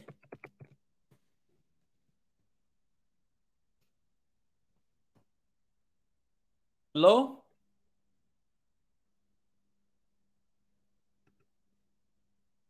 Are you there?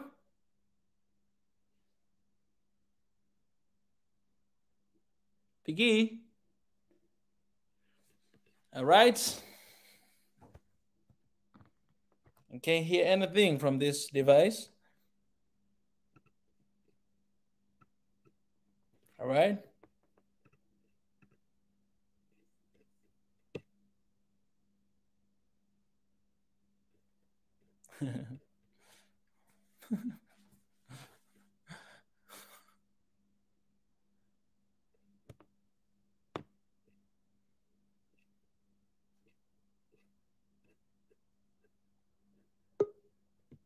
All right.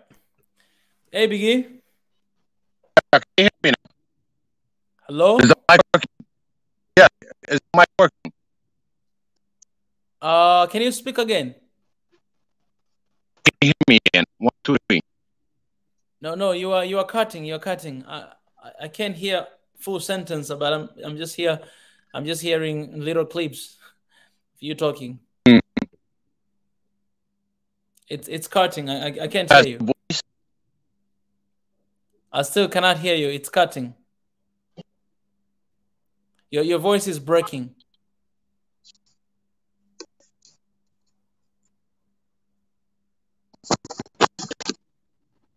Hello?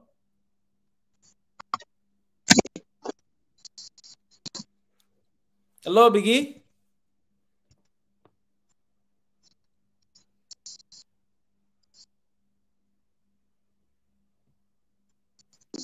Still, I cannot hear you.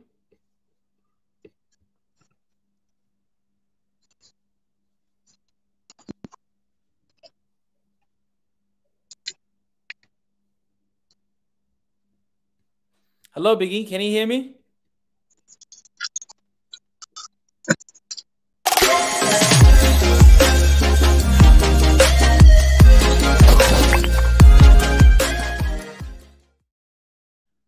We're back. Biggie, can you hear me?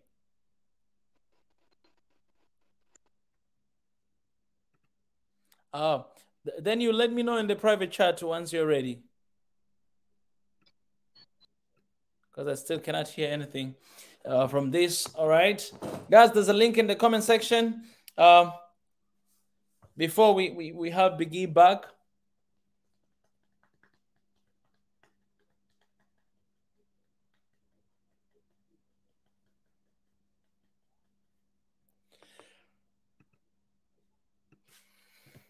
It's a live coverage. We need that coverage. Yes, hello?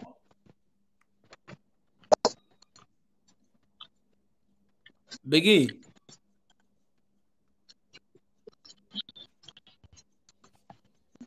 Can't hear anything.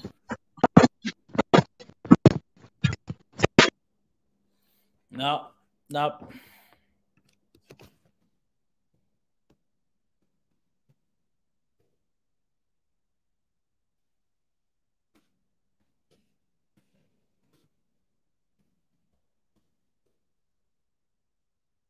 And I gotta go on a commercial break, guys. That's the best I can do. At least I love these commercial breaks. So I'll see you guys in a second. On hot days in the savannas, preys take time to mock their predators. These zebras have just found a sleeping lion, but instead of fleeing for their lives, Biggie is back. Biggie, can you hear me?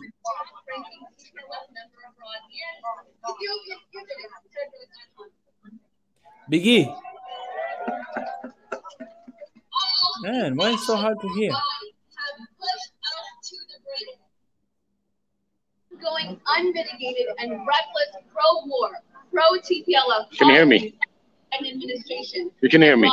Good. Unnecessary suffering in not only Ethiopia, but also Eritrea and Somalia, which are all longtime victims of TPLF terror. And these policies have now pushed the 140 million people of the Horn of Africa to the very brink. In fact, many of the people gathered here today, naturalized American citizens, fled their homelands as victims of TPLF with the hope that their pursuit of the American dream would be their saving grace. However, these citizens, many of which waved American flags outside their homes, cannot erase from their memory that TPLF instituted state-sanctioned tribalism in Ethiopia, installed a puppet clanist government and terrorist group in Somalia, and executed war on the Eritrean people supposedly in the name of a border dispute. The weight of history is too great for the Biden administration to pretend it has amnesia. We refuse to forget the fact that TPLF, by its own admission and by the acknowledgement of the State Department and congressional representatives, initiated this ongoing war by attacking Ethiopia's Northern Command in November 2020, a treasonous act that killed thousands. Shortly after starting the war, TPLF fired missiles on Eritrea. Both countries responded in self-defense. After the Ethiopian government extended an olive branch by issuing a unilateral ceasefire in June of last year, TPLF immediately initiated a second offensive, murdered Tigrayan sympathizers of the federal government, massacred Eritrean refugees, openly allied itself with other terrorist groups, and committed unspeakable crimes against the Ethiopian people, particularly in the Amhara and Afar regions. In spite of all of TPLF's past and current crimes, the Ethiopian government turned the other cheek, considered criticisms of the so-called international community, and left no stone unturned to work towards a negotiated peace settlement with TPLF through a process led by the African Union under the principle of African solutions to African problems. But TPLF has proven to be the enemy of peace not only for the last 3 decades, but more obviously for the last 2 years in which the Biden administration has counterintuitively emboldened TPLF terrorists. To add insult to injury, the Biden administration now seeks to open a new round of negotiations in neighboring countries outside of the established African Union process, supported by most Ethiopians and Africans. It scapegoats Eritrea, a peaceful nation towards which some U.S. officials apparently have an inexplicable, quote, grudge against. It blackmails Ethiopia's leaders by threatening to impose sanctions. It censors Twitter accounts of those promoting peace in the Horn of Africa. It sends troops to the region in the name of fighting terror, which paradoxically promotes more terrorism. These unbelievable and shocking actions by the Biden administration have united the entire Horn of Africa, the African diaspora, and peace-loving citizens here in the United States. Therefore, we gather here today to say, no more! No more to the exploitation of Africa, no more disinformation, division, and war used to promote and maintain that exploitation, no more TPLF, no more to its child soldiers, no more terror on Amharas and Afars, no more scapegoating Eritrea, no more puppet clanist governments in Somalia, no more tribalism, clanism, and religious extremism, no more divide and conquer, no more terrorism, no more sanctions, no more gunboat diplomacy, no more interfering in the affairs of sovereign African nations, no more neo-colonialism in Africa.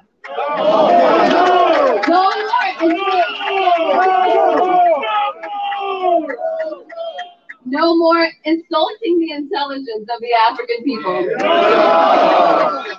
No more gaslighting us. No more censorship of African voices. No more racism. So we stand here to say, no more. To all of these things, we call on the Biden administration to demand the surrender and total disarmament of TPLF without reservation. Again, we call on the Biden administration to demand the surrender and total disarmament of TPLF without reservation. Without U.S. support, TPLF cannot exist. Their time is up. Their time is up. The people here today are united and will never be defeated. The people here today are united and will never be defeated. We are one people with one heart. We are honest and hardworking American citizens who wish the best for the American people and all peoples around the world. So to those in Congress, in the White House, to Americans who want to be on the right side of history, we hope you will consider and respect our concerns today. Thank you so much. What's her name? What's her name? All right, the next person I'm going to introduce is another fighter. He's been fighting for a long time. Every time I wake up at 2 o'clock in the morning, he's still on the computer fighting.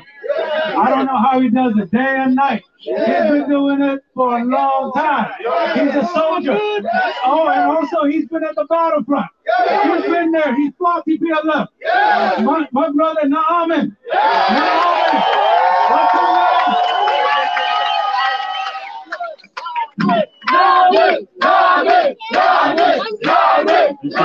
What's his Get out of the እንደምን ዋላችሁ ወንድሞቼ ኢትዮጵያውያን እህቶች፣ ወንድሞች ኤርትራውያን ወንድሞች እህቶች፣ በርካታ አሜሪካውያንና ከሌሎች የሆርን ኦፍ አፍሪካ ቀንድ ሀገሮች ሶማሌዎች ጆይን ስላደረጉን የዛሬው ንግግሬ በእንግሊዘኛ ነው። እንኳን ደህና መጣችሁ።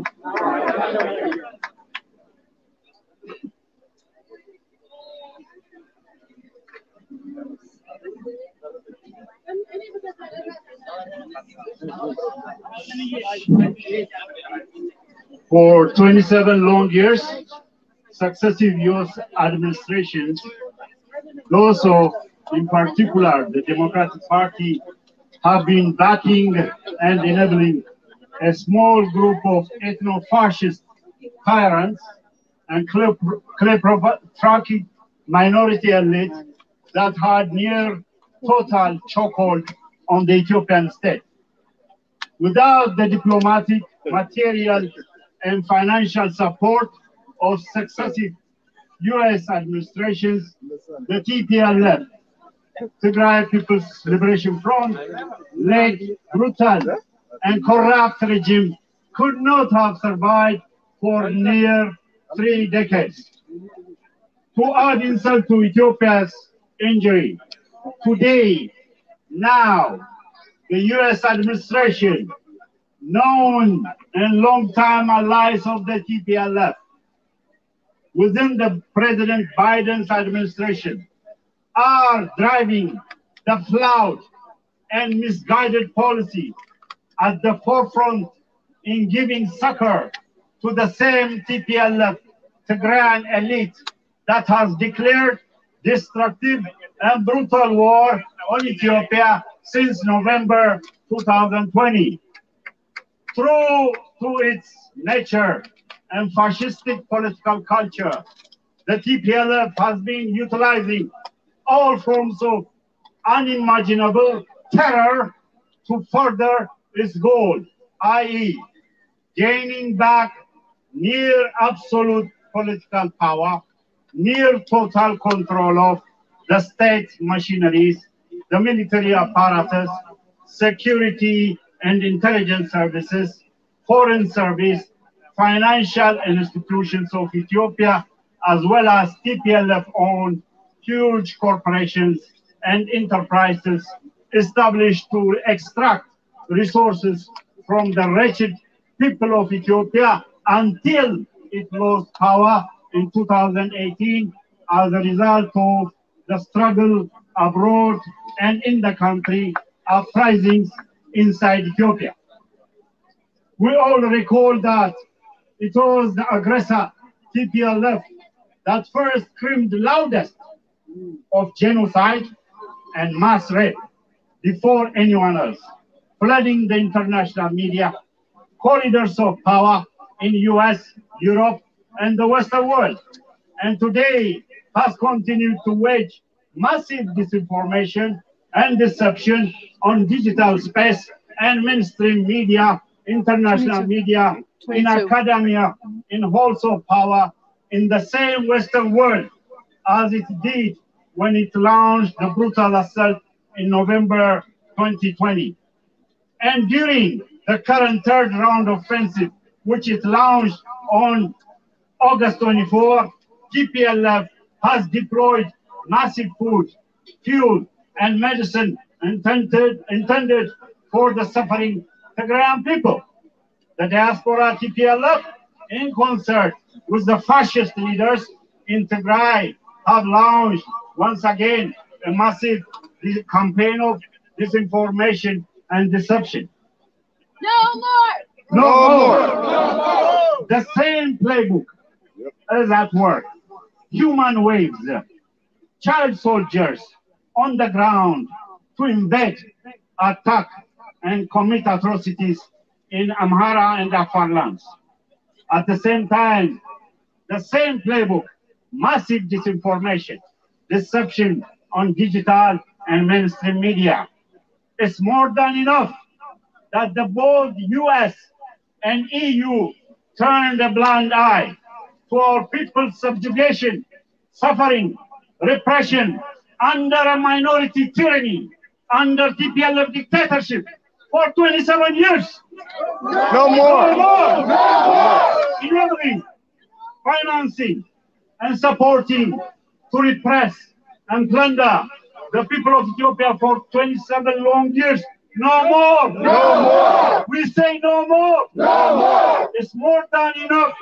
TPLF was supported and given the green light to invade Somalia, to wage war against Eritrea, causing the death of hundreds of thousands of Ethiopians, Somalians, and Eritreans.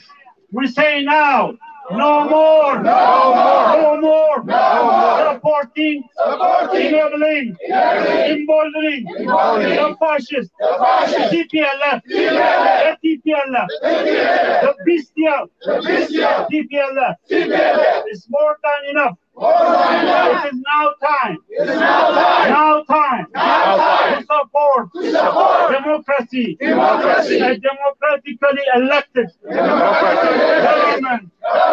After 27 years of TPLF tyranny, emboldened, supported, enabled, financed by the US and EU, at least if USA cannot support the fledgling democracy, the transition, we ask Biden not to be an obstacle to a democratically elected government by treating the aggressor and the victim on equal footing with a terrorist, insurrectionist, TPLF that created so much destruction, loss of human lives.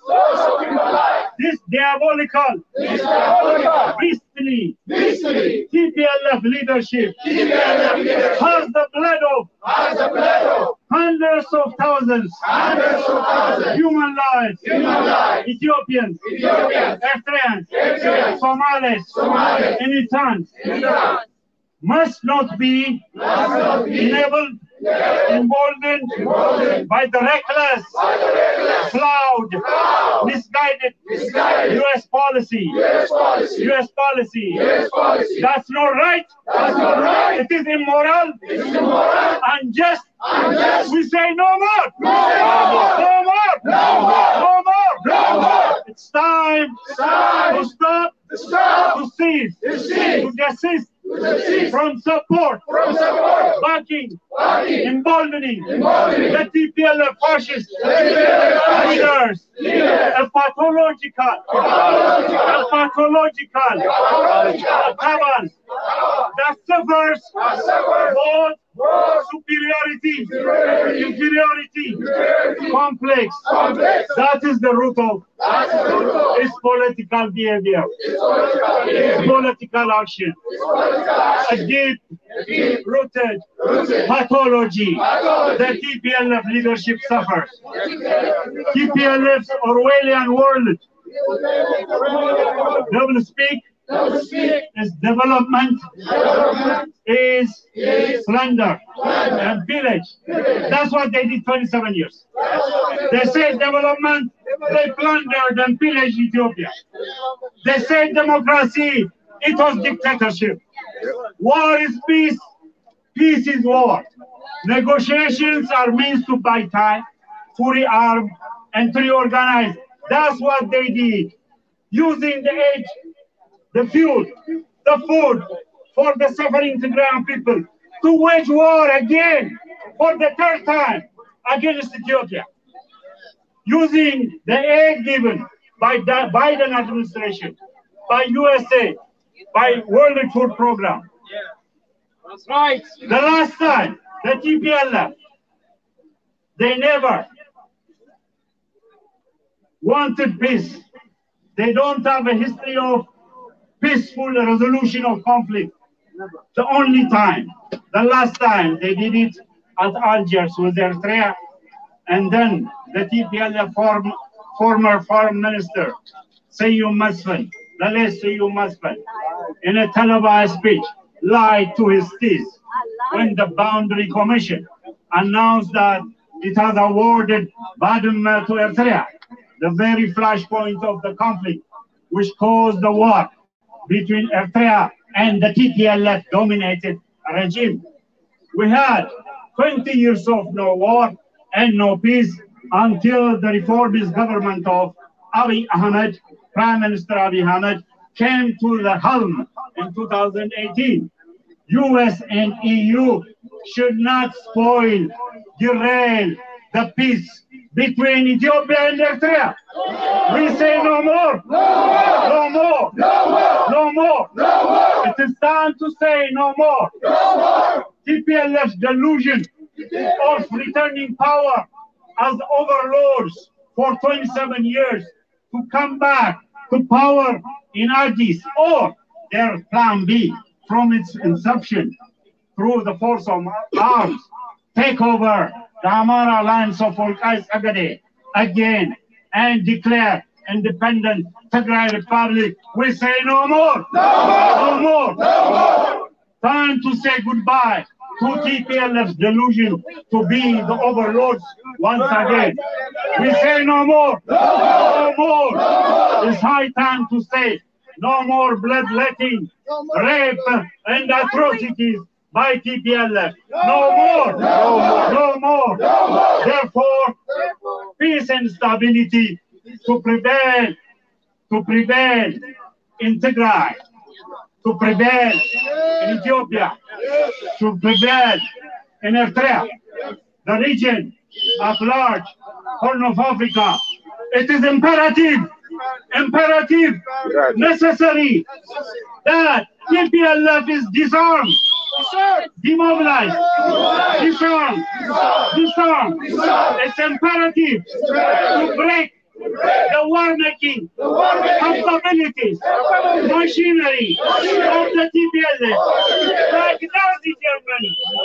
It has to be broken, disarmed, demobilized. We say no more to USS, EU's double standard. We say no more, enabling, emboldening the TPLF that uses waves of children in hundreds of thousands as cannon fodders.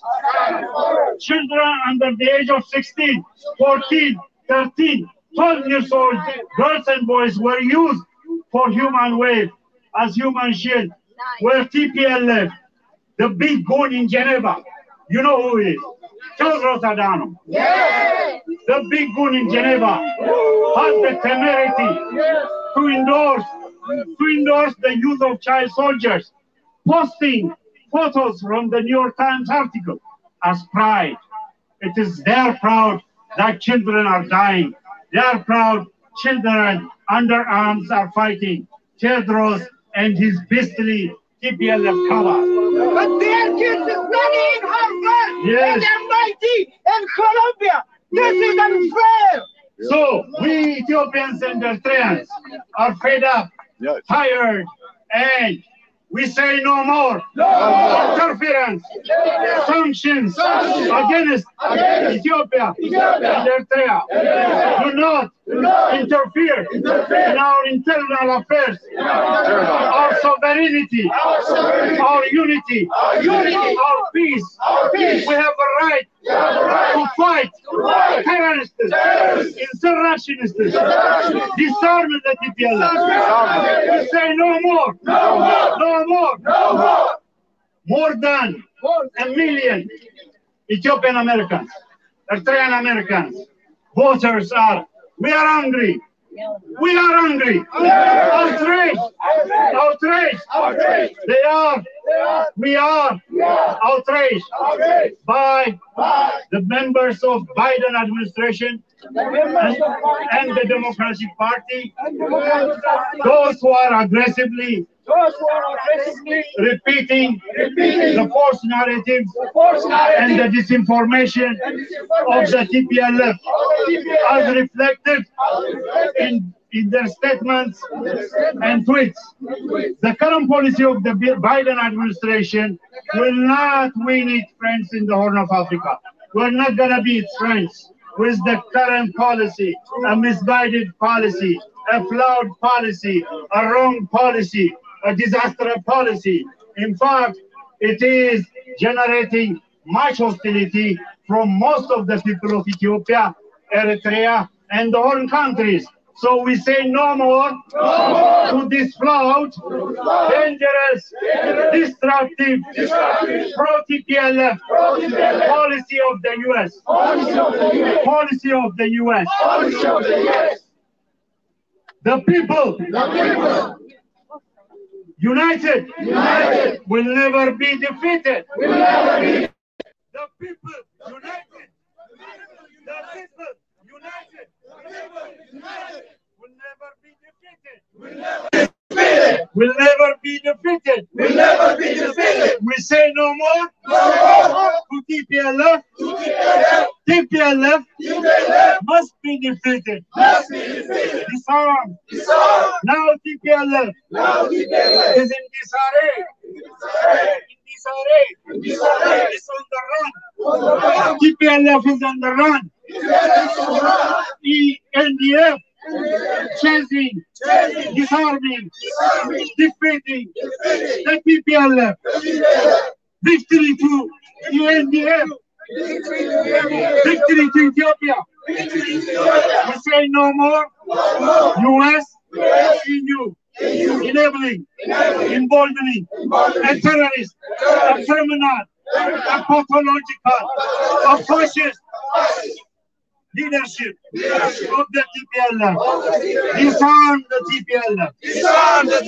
We say no more aiding, abetting the TPLF.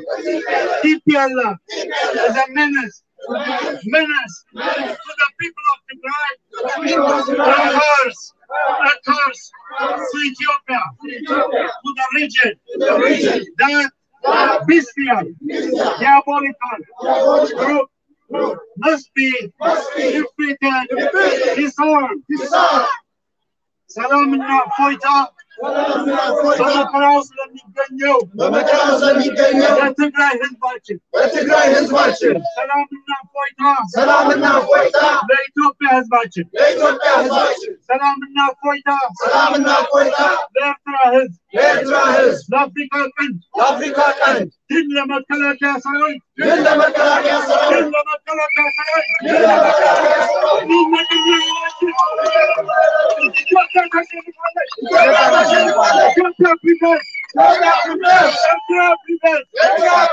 We shall win. Victory. No more. Find it. No more. Support for fascists, terrorists, TPLF.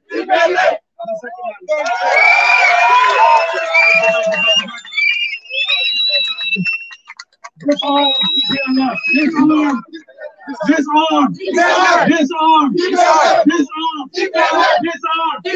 No more. Disarm.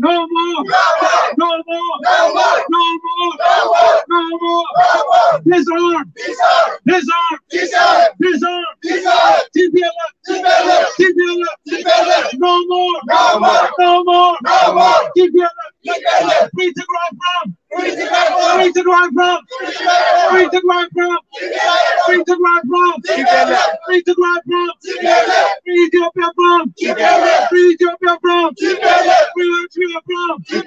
Free the whole from. Free to drive from. No more.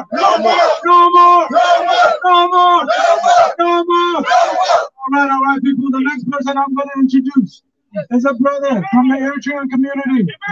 His name is Emmanuel. Emmanuel. Thank you, brother, for coming on.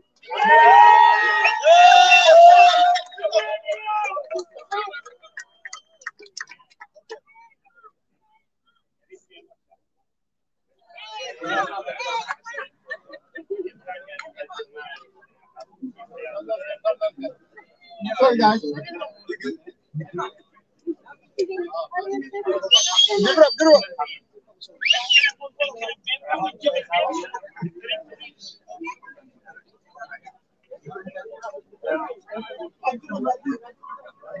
Good afternoon, everybody. Because they're using the phone. Live link.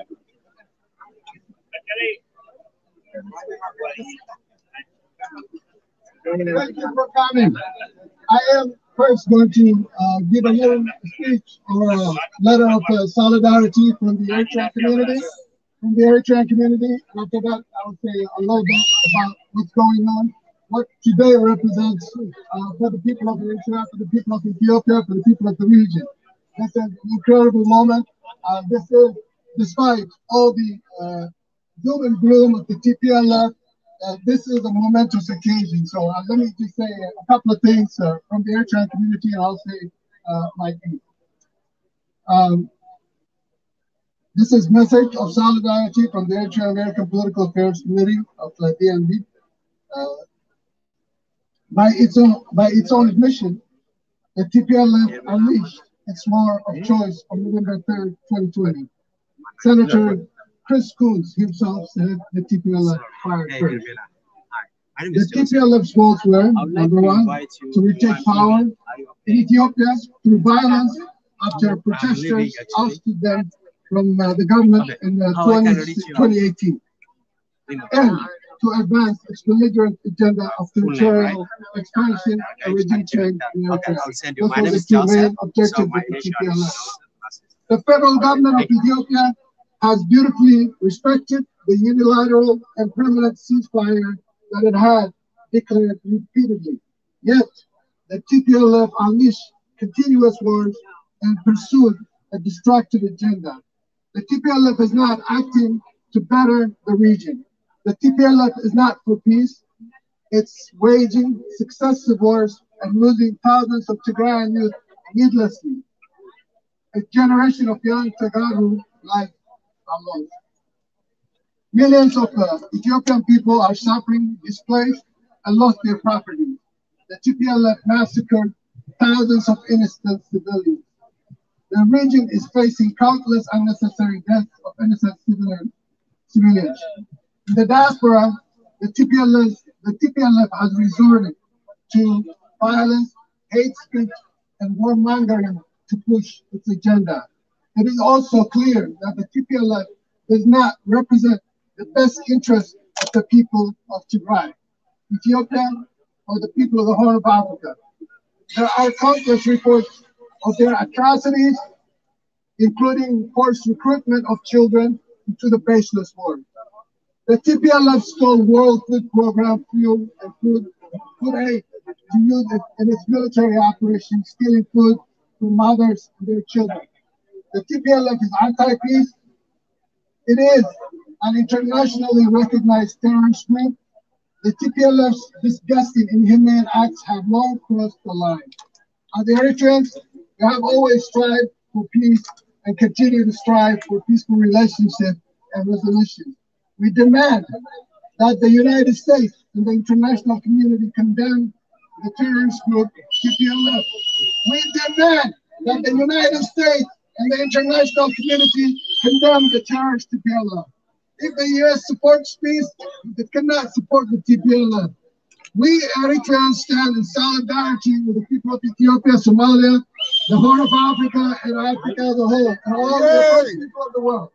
We say, no more, no more to the TPLF, no more to ethnic and religious-based hate, no more Western-funded terrorism, no more exploitation of any African country.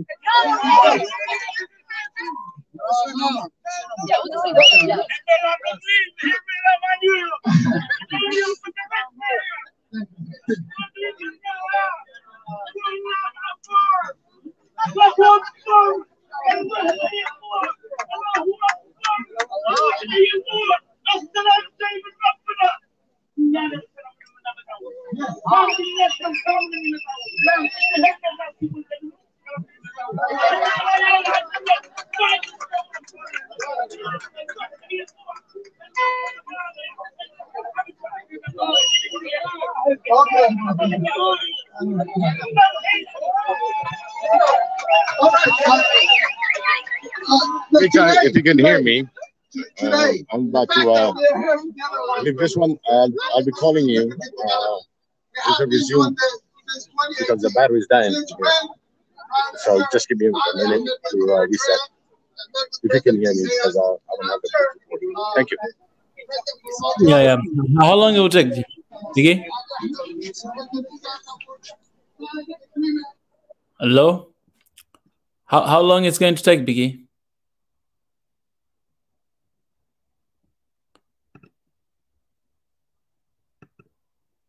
All right, Biggie, you guys will be back. We'll be back in a moment. We appreciate the great work you're doing, Biggie. We love you, brother. That's a great work right there. His battery is dying, so he needs to change to something else. We'll be back here in a few seconds here. But well, it's good to see everybody in the house. It's always good to see you guys coming along, and this is how it's supposed to be. I know, we lost most of you guys for a while, so I hope this time you ain't just gonna come here and leave, but you're gonna come and stay, all right? Because we are still moving forward, and we're still pursuing One Africa, and we're now registered officially. We already registered here in Dar es Salaam, Tanzania, and we are actually working on registering. I'm not gonna tell you the next location, but we're working on registering somewhere else, because we want to register everywhere, inside the continent and outside the continent as well, because our people are everywhere. So just stay tuned. We'll be telling you guys which city we are going to register next. All right, we already registered here at headquarters, and we're working on our very first project that we're going to do right here, but also want to duplicate across the continent of Africa. This is really important project.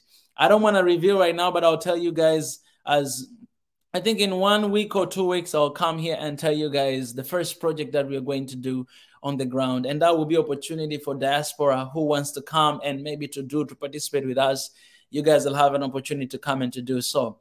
We're just starting in one country, but we are going to move to all other countries in Africa. When we open our offices, that will move with those projects, because everything in Africa right now, it impacts everywhere, every single country in Africa. So there's areas of our priorities. We have already choose our priorities, what we want to deal with first, right? We want to save people's lives. We want to make sure that everybody has everything that they need to have. So we have those priorities, and we're going to start dealing with them one step at a time. So soon we'll be launching the website, hopefully this month, and the registration already out.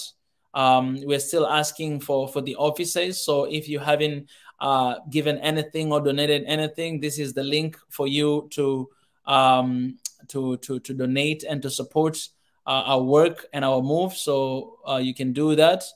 There's a link here I want to share with you guys. Let me share here. Yes, right here. So you guys, you can support. The link is in the comment section. Right now, we already raised 4,100, but our goal is 25K to get the offices and the studios and these things that we're doing here. We'll be doing live on the studios.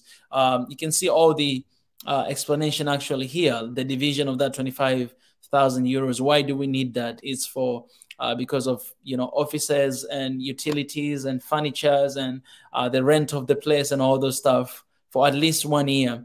And then we'll be able to have an office and to operate in 1 year. You know what I'm saying? So that's the link in the comment section. You can support us.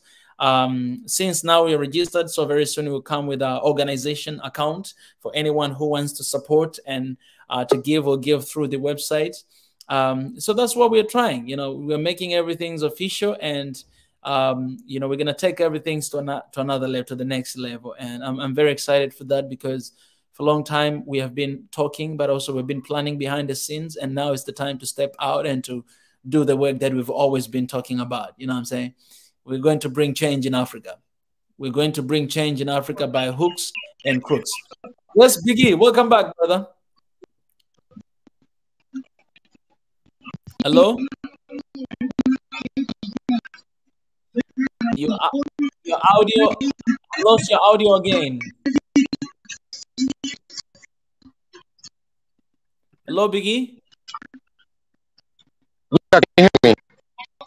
No, the audio is still just like before. The audio, I cannot hear you. I can't hear you.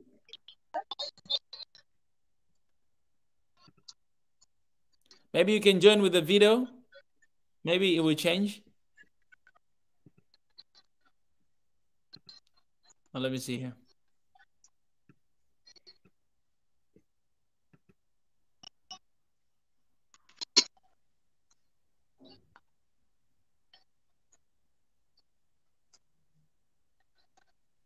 Hello, Biggie.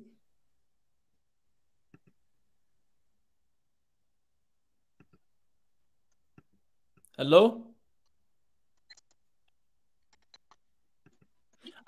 I can't hear you, Biggie. We cannot hear anything.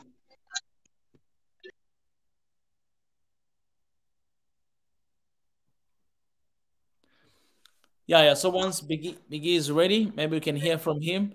But for now, he's still trying to set up the audio and everything. Hopefully soon it'll be good, and we'll have a footage of what's going on right there on the ground. Well, you guys have heard a lot of things here, have heard a lot of speeches. And, I'm going to try to re-upload the speeches again. Actually, behind the scene, I've been trying to work on that as well. So, yes, Biggie. Yeah, can you hear me? Hello? You're cutting. Biggie. Can you hear me now? All right, maybe. I can't hear you at all. Maybe. I can't hear you, Biggie. Biggie, I can't hear you. Yeah. Maybe you can try Ringo Music. Reggie is saying maybe you can try to restart your device because I cannot hear you. Okay. Hold on 1 second.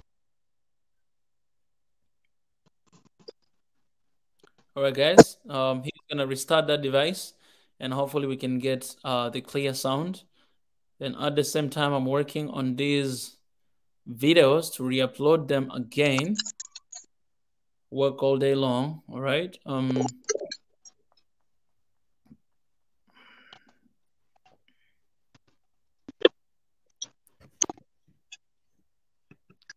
Maybe you can restart the device, Biggie, and try to come back because we cannot hear anything. Appreciate everybody who is joining the family. Appreciate everybody who is stopping by today. If you do us a favor, if you haven't subscribed, please do so, and please like this video as well, because when you like, that helps logarithm, YouTube logarithm to go everywhere out there. So help us to do that as well. We'll highly appreciate that. And let me just do this as we're waiting for Biggie to come back here. Hopefully it'll be. Hello, Biggie. Hello, Biggie. Can you hear me? Hello? Not yet. It's still cutting. You're still cutting? Yeah. If you can hear me, put it in the chat. Still, I can't hear you, Biggie. Like you are, it sounds like connection is coming and go. Like we can't really hear what you're trying to say. So maybe you can restart your device and come back again.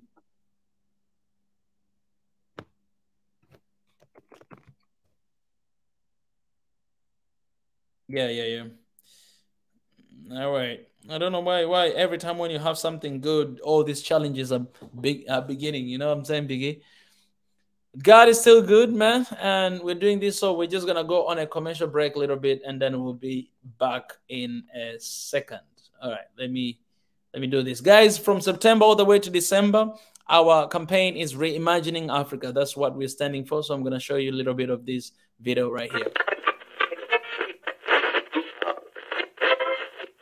So the lie began from the very beginning of time, right? And I can ask you one question right now. What does history tell us here about Africa? Who discovered Africa? If you write right now on Google who discovered Africa, you find out that is one white man that he came and discovered Africa. And you can ask yourself that how can you discover a place that already exists? How can you discover a place that people already live in that place? It is impossible, but that's what the history tells us. That's what people believe about Africa, that it was discovered by a white man. This guy, he came, and then he went back, he gave a report, and then the next we know is colonialism, because those guys, they sat somewhere to divide Africa like a piece of cake, because they discovered it, they own it, it belonged to them. But that is us. We discovered, we're the first people to know. And today you have a lot of people around the world that they think that Africa was discovered by them.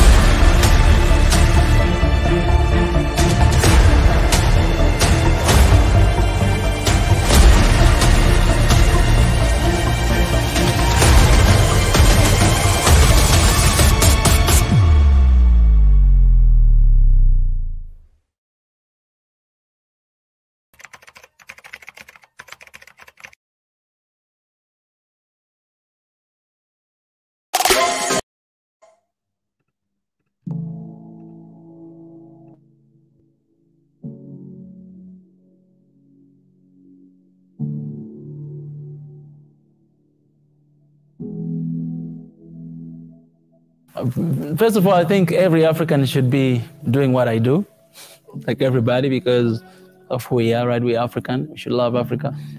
You know, when I went to South Korea, I realized that Africa is being perceived and viewed very different. I realized that, well, the media, what I see on TV, what people talk about Africa, even my friends, they don't really know about it. It's very negative. It's very negative. That was 2013. And I was like, I must change this. So I started actually there in South Korea. I started to go to schools, to like elementary school, like kindergarten, elementary, middle school, high school. I started to go there. That was like my part-time job. I went to, like in Korea, I went to every single city in Korea. I went everywhere in that country. And I was going to these schools. One day I went even close to North Korea. Like there's this one place called Paju. It's just next to North Korea. Like you see North Korea is there, South Korea is here. I went there and I went to kindergarten. These little kids, and these little kids, when they see you, some of them, they start to cry. They just see you, they say, why are you crying? So I was like, whoa, why are you crying? So they're scared. These are little kids, but that's what they have been seeing on TV. That's what, like, sometimes some of them, even their parents teach them like that.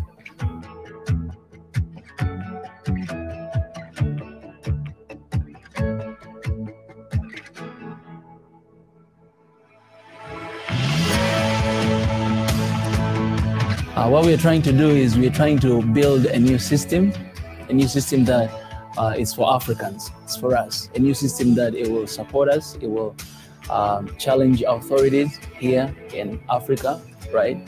And it will challenge as well, it will defend and protect the image and heritage of Africa, right, from outsiders, Westerners, Easterners, and to build pretty much a new system, because before colonialism, we had a different system, right? During colonialism, we had a different system.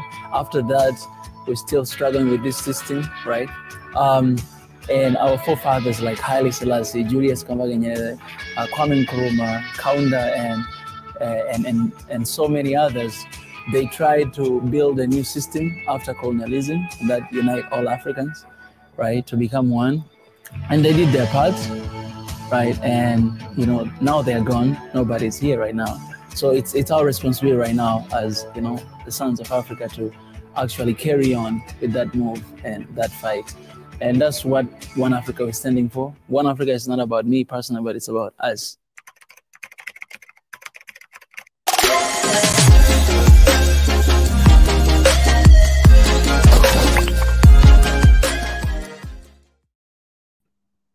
Yo, guys, we're back.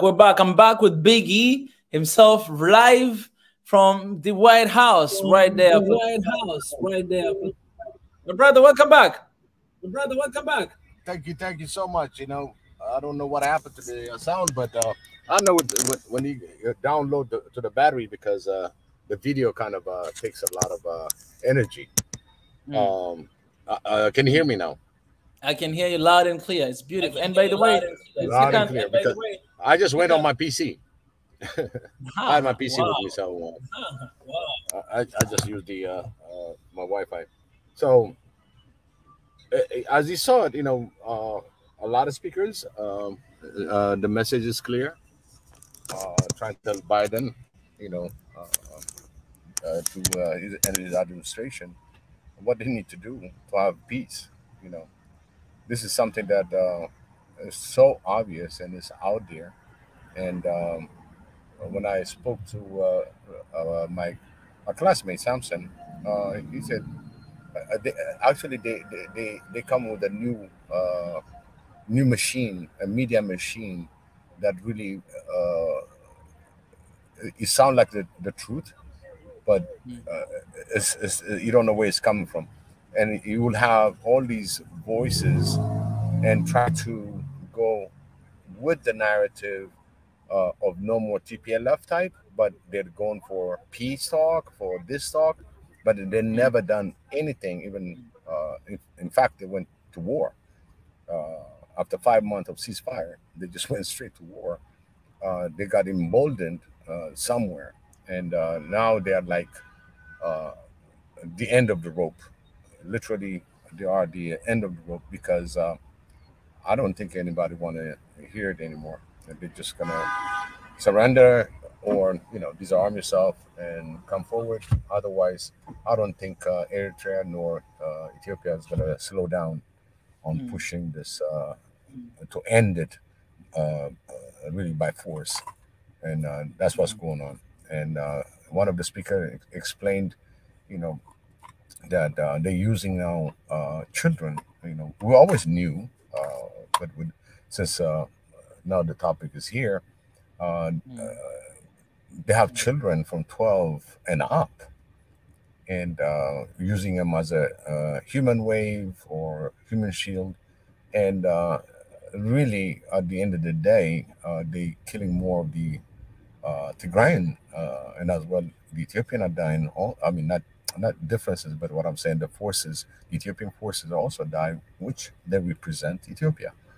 Because I just don't want, you see, they want to be a government or like a separate government from Ethiopia, and being recognized internationally. That's what they've been pushing. Like, yes, we had a government like any of the state, like the Amara state, the Afar, the Oromo, the South. Everybody has a government, right? But it's all under the federal government of Ethiopia. But what they're trying to portray themselves is to be the independent kind of unknown country, put it that way, like an unknown country. They want to act like Ukraine, put it that way.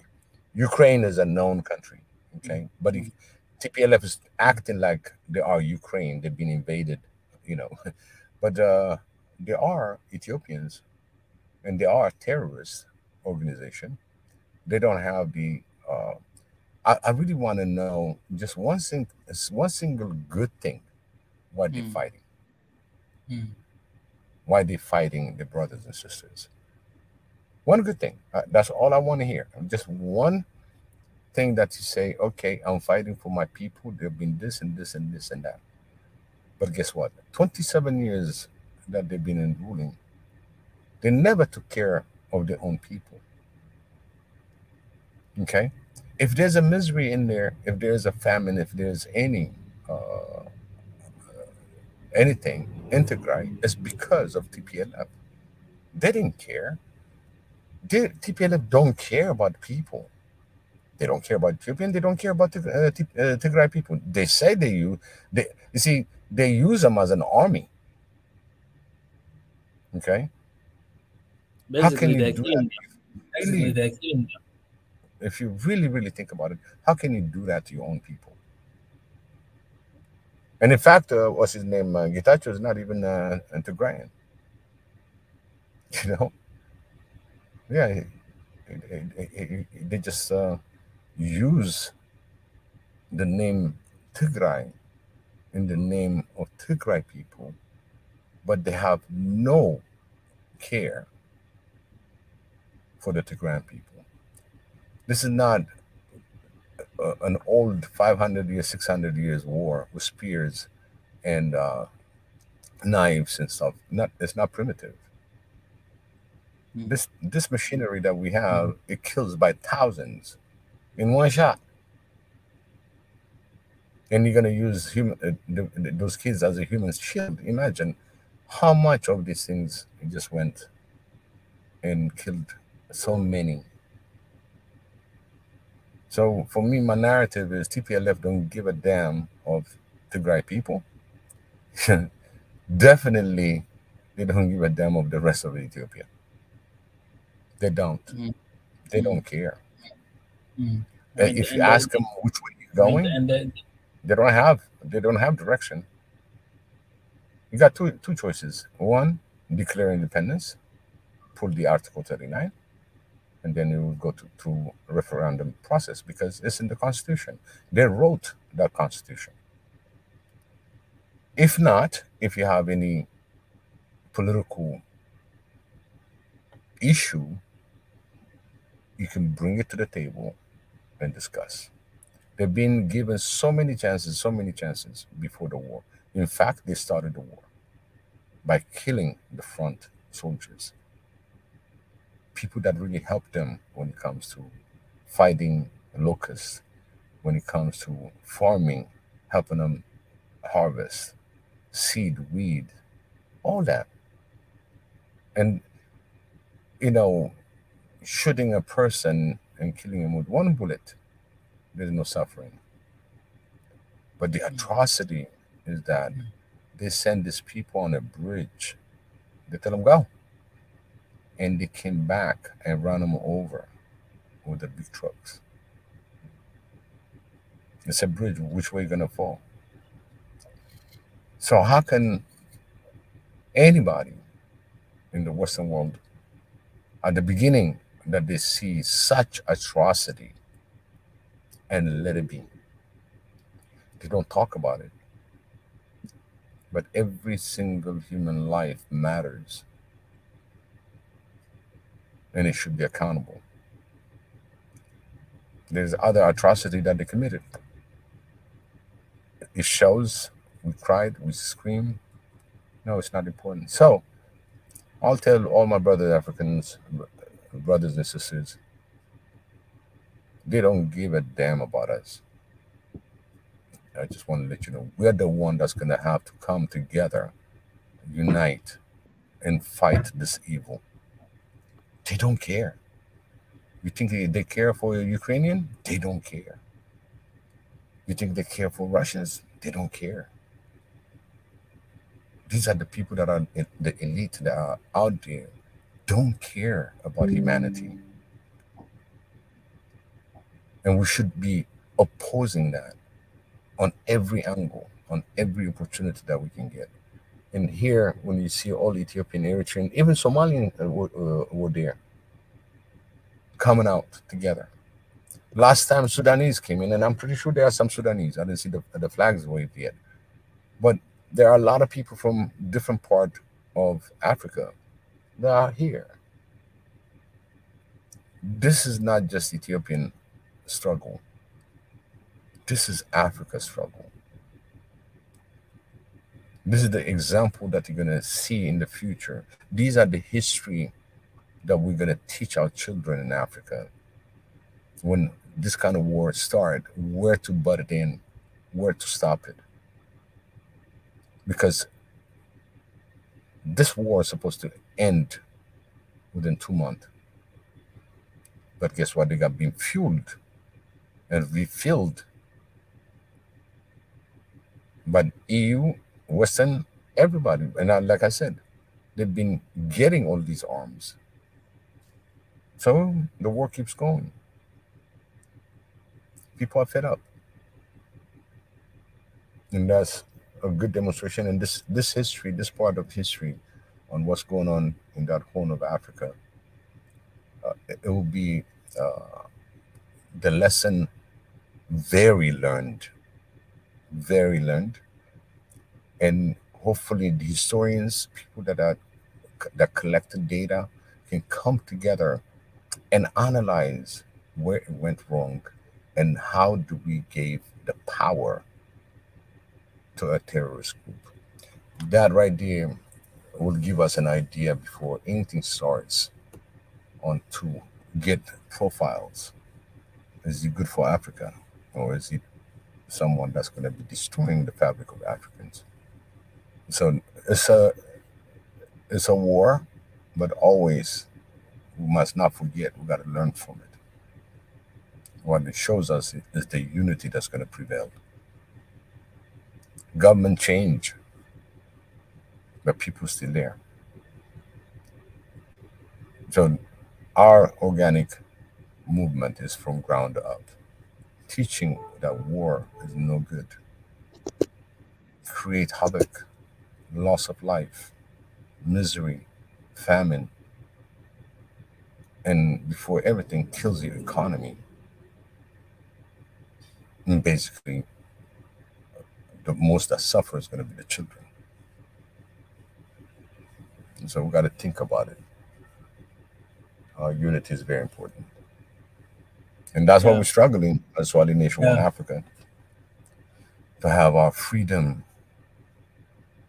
to do anything we want to make Africa peaceful.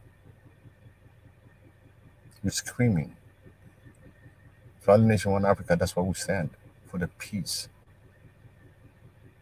of Africa, for Africans within Africa. So every time that I come into this rally, I see the emotions. I see people that really aren't motivated to stop this evil. We're fighting the evil. Literally. It's evil. And in the demonstration you hear, we got to fight this evil. No human can think like that if it is really by grace being born within the creation and the Creator.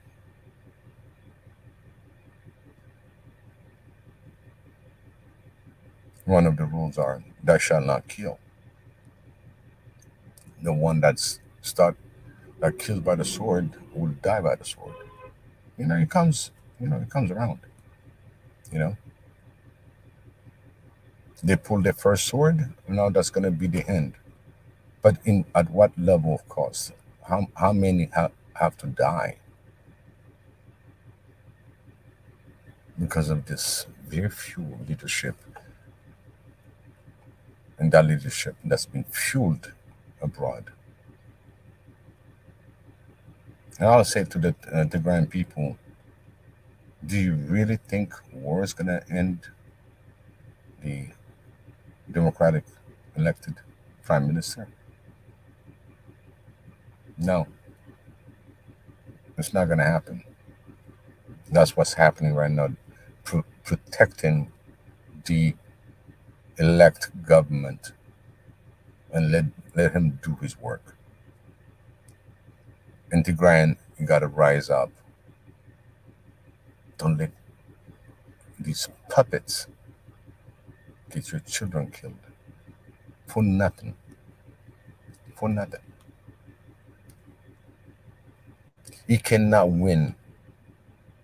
He cannot win a mother unless you kill the mother, and which you are intended to do that. That's sad. It's pure evil. Wake up, Tigrayans, my brothers and sisters. Wake up. Let's stop this war. Let's make our meeting. You Ethiopian. There's nothing that I'm going to say, you're welcome to join the Ethiopian movement. No, you Ethiopian. Act like Ethiopian. Stand up like Ethiopian. Fight like Ethiopian. You're one. These puppets is going to go. They're going to go.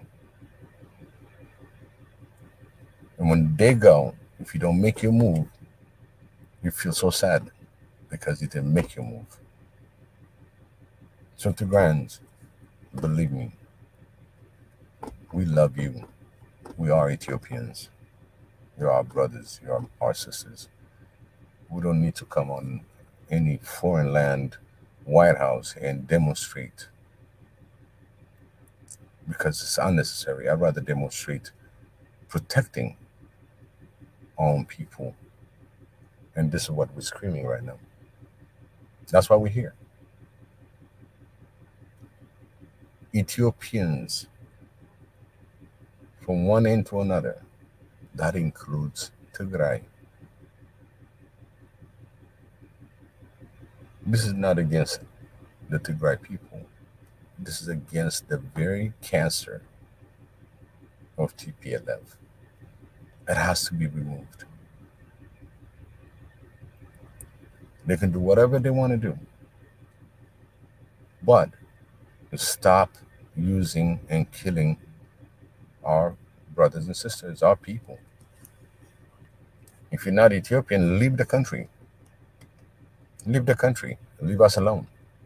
You already embezzled so much money abroad. Go enjoy your retirement. But the blood you spilled in Ethiopia always follows you. It'll always going to keep you accountable for what you've done. So, really, coming to this rally, I wanted to cover it as much as possible. I want to see the family understanding it. This is an African war. It's not just Ethiopia, or Eritrea or Somalia. This is an African war.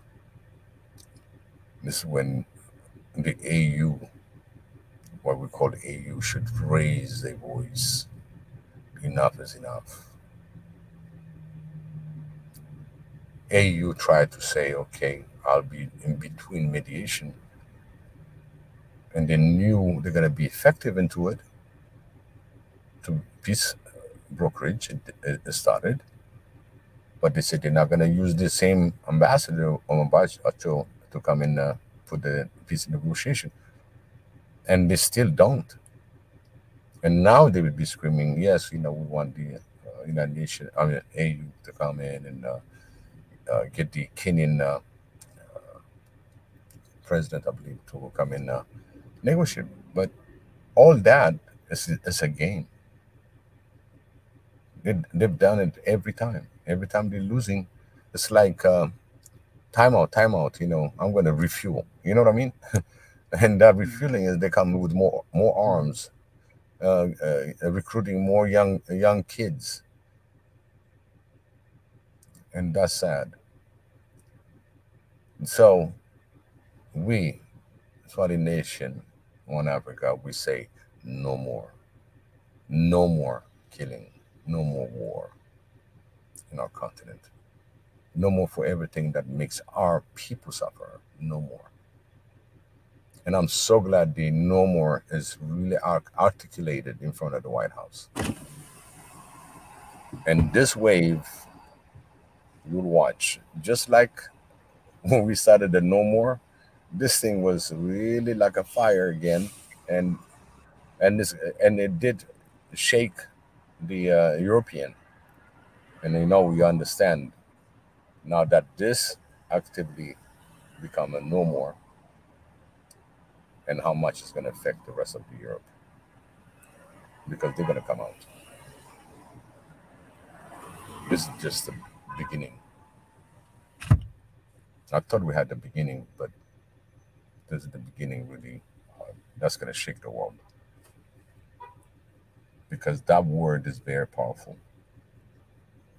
especially for the one that's been persecuted, oppressed,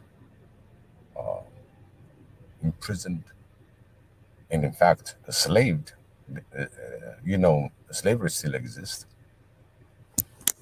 in part of Africa, and not too far, and God knows what's happening in the Arab countries. Same thing. They pay you in peso instead of getting paid in the dollar. So you understand the value of human being. Literally, they sold them.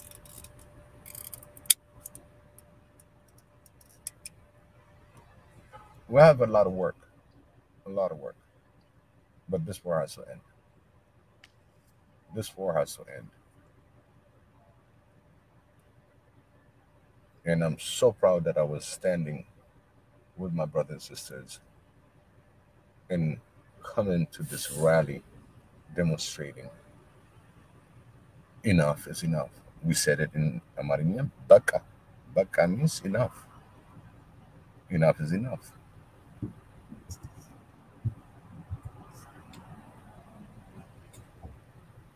So let's work together. Let's collaborate together. Let's put this word together. Even on this platform, people that you see this kind of movement, pass it on. Let's make sure that the rest of Africa is awake. If this is Ethiopian internal affair, and is dealt with in Ethiopian internal affair, we deal with it. But if there is a foreign government, non-African, is involved in it, come on, African, where are you? I don't have to tell you tomorrow is going to happen to you. It's already happening. We should fill this White House roadways, Constitution Avenue, all the way up, because this is an African issue. It's not internal affairs of a state. It is internal affair, but it's treated international affair because there's an international body outside Africa that's funding it.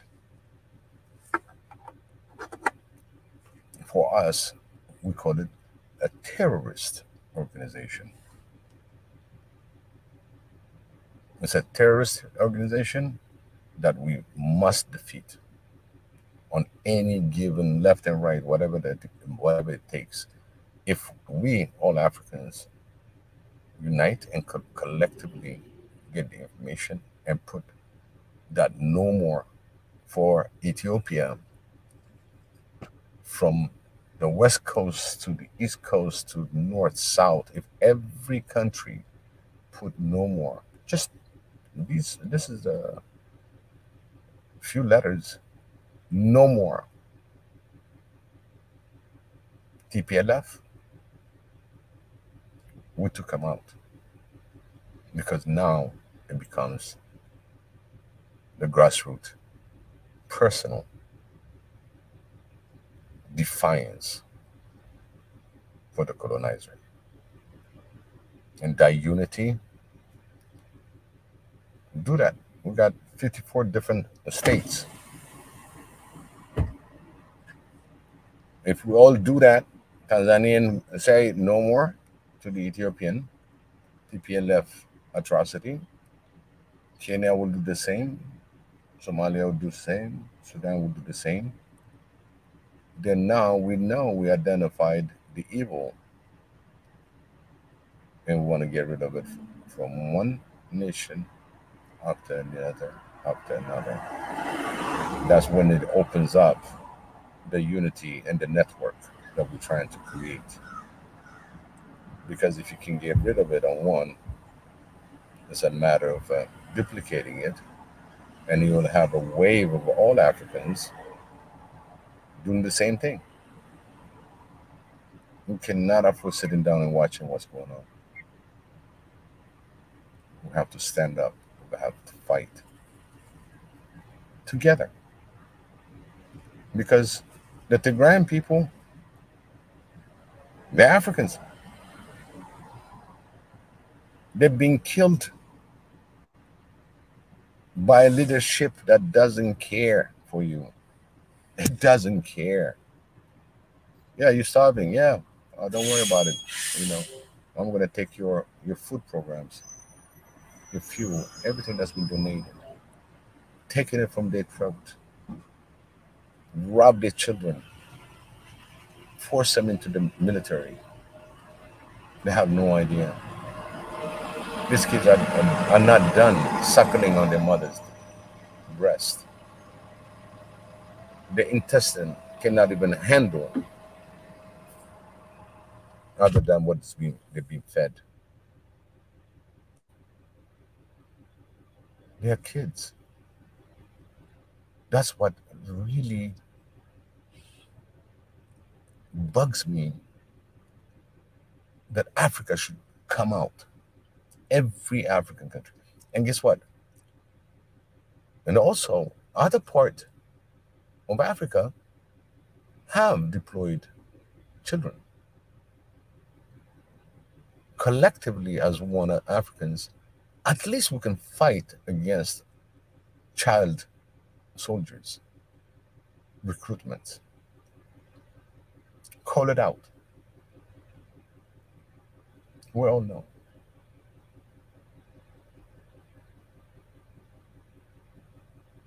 Today I told you, Mika, before I left, I told you I got a couple things to do, but I weighted which one is important.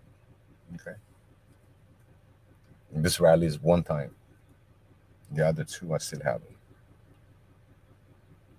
What is our priority? is our priority. Our family is a priority.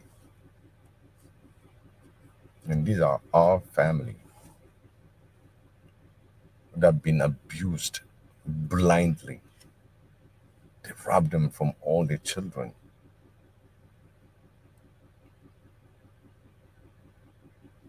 Nothing more than just having their own personal vendetta, that they are out of the leadership and they just want to, they don't even know whether they want to come back or not.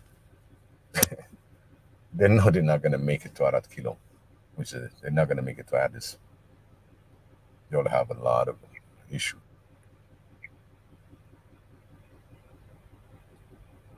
They have no goals. There's no, like I said, give me one reason why you still having this war. I want one reason. One reason. I'll give you an example that what they said. Well, we're having this war because the electricity is cut, the bank system is cut, the water is cut.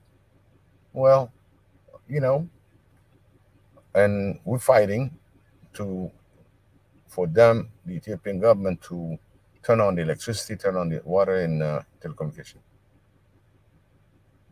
Are you serious?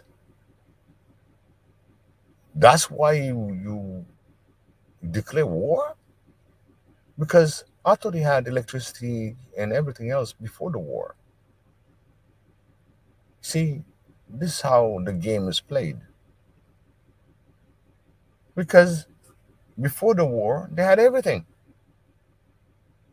They had everything in control. They had voted for their own leadership and everything else. No problem. What happened after that? You didn't say, you know, the electricity is off or the telecom is off. You didn't say that. Because they didn't.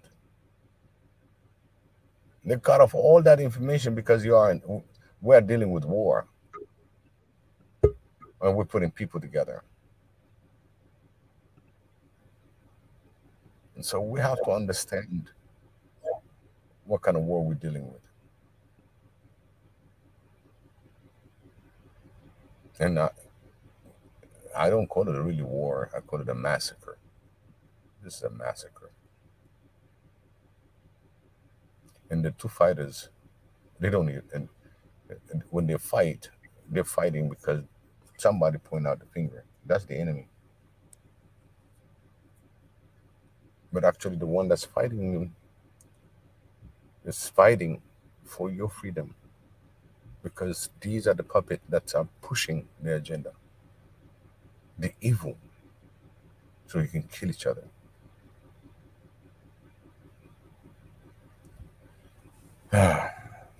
Anyway.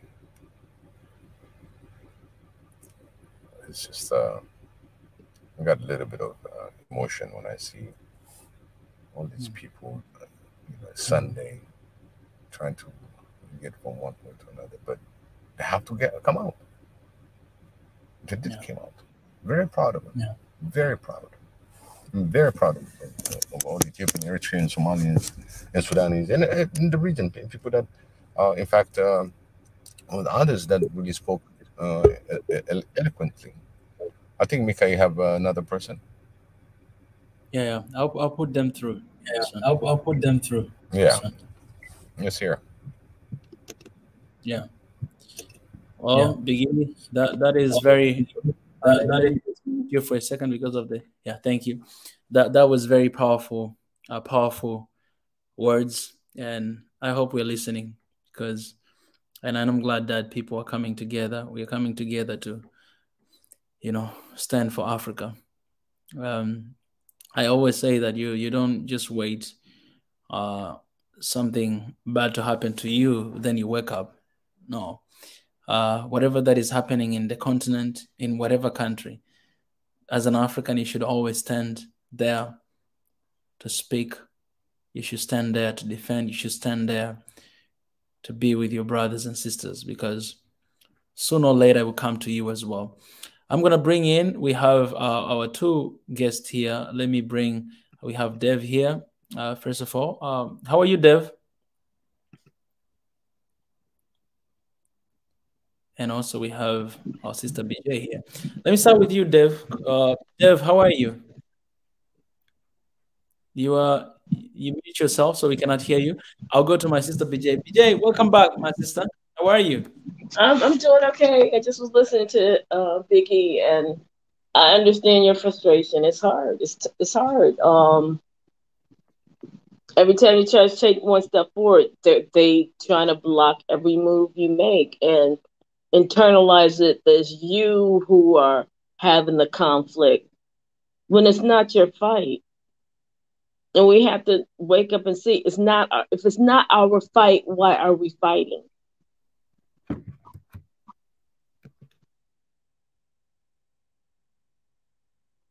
Hello? Mm-hmm. BJ, you're done? Yeah. That was very short and clear. I was just preparing myself to listen to this long speech that you're going to talk about, but because again, I love, that they went to Washington and did the march. Keep marching. You can't back up. You can't back down because they will try to bring another news headline to just shut your voices down. But you have to be relentless with that because, again, you're fighting for your continent. You're fighting for the freedom. You're fighting for the future of Africa. And all this conflict, if you just start exposing everything that they've done, what's going on in Rwanda and all the, mass, genocide. Well, who was behind that? Who profited from it? Put a light on their faces. Because now they're coming back. Now Uganda has issue with it's all about the resources, and they don't care whose blood is on the ground as long as they're getting what they got. And as long as they're benefiting from it. And they leave you penniless, homeless, and hungry. And like, well, why are you like that? You've got all these resources. What's wrong with y'all? Really?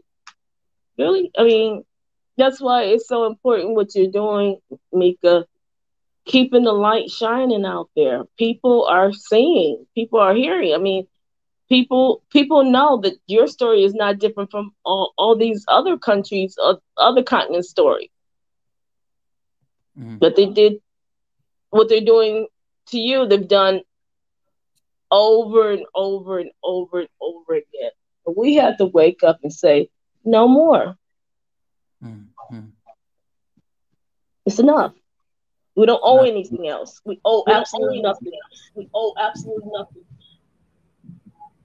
What the Bible says is, you get your reward in the next life. We paid in full. We're paid in full. No more blood. No more blood. I actually love that. No more blood. I love that. No more blood.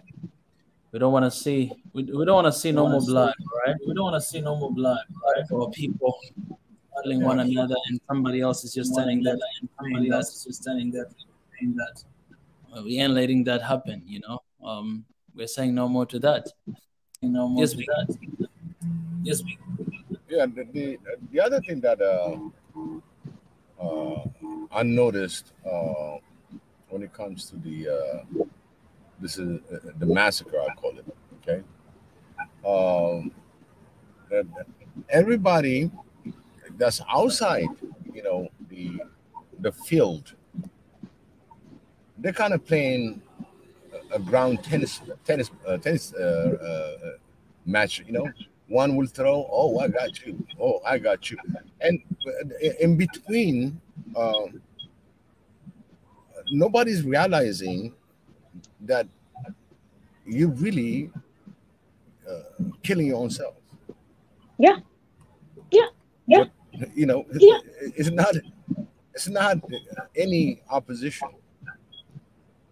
People have the sideline saying, "Oh, okay, I'm going to go for this one, go this one." But at the end, you see, since you're not the person on the ground, You don't feel it. You don't feel it. It's heartless. Because the people on the ground are suffering. You know? And when you turn around, you're black and you're not seeing that clearly. At one point, it has to stop, whether by force or coming to the table. Yeah. Yeah. You know? Because it's Africans that die, you know? You don't see European coming in there. You don't see an American coming there to fight. So they're out there playing ping pong. They don't care. So we have to realize, as Africans, we have to realize, whether you call one dictatorship, the other one this and that, it doesn't matter. Because I can see people going, oh, it's a dictatorship. But I don't care on what regime dictatorship is, if that dictator can stop the war, because these are our people that are dying. And that's the biggest problem is we call it dictatorship, we call it democracy, we call it communism, but it all ends in the same way. The rules and the methods are all the same. So why give it a different name when it's still pretty much the enslavement of our people? The slaughtering of our people in the name of whatever they want to, religion, democracy, capitalism, communism, socialism, all the isms that's not benefiting no one. And in the end, when you get past all the isms, your stuff is still going on these cargo ships, leaving your continent, and your people are still hungry at night.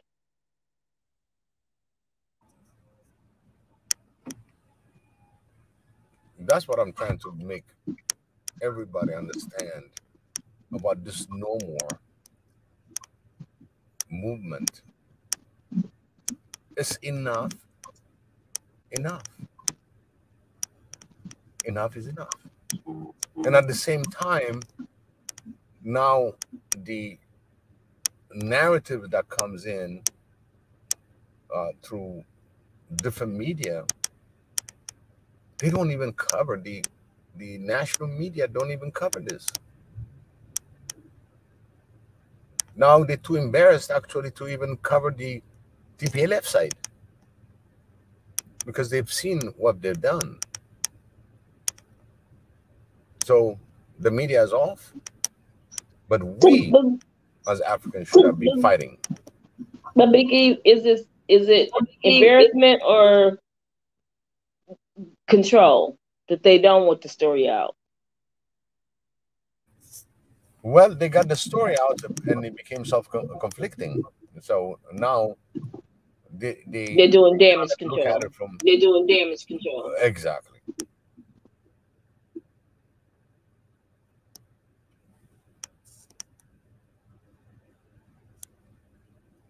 Well, Mr. Dave, are you still? Mr. Dave, are you? Biggie, I think you're gonna need to turn off maybe your one device. It's giving feedback. But Dave, are you still there? Are you still there? Yes, yes. Yes, Dave. What do you have to say, man? Thank you for giving me this chance. I'm from Ethiopia. I'm from Ethiopia, and my suggestion is all we need Jesus. You know, that is my opinion. Thank you. I appreciate that. I appreciate Dave for sharing that with us. And you know, we need to keep pushing. You know, we always encourage that for us to keep pushing. You know, in both ways. Yeah, spiritually and physically as well. So our people are out there pushing, speaking, raising their voices, and as our brother Dev said here, that we need Jesus. You know, if you get your time to pray, please do so, because we were covering this a couple months ago, and today the same thing. You know, we're doing the same thing. It just shows that these people will never get out of our nose. You know, but most importantly for me, I always want to remind you guys always that we need to fight.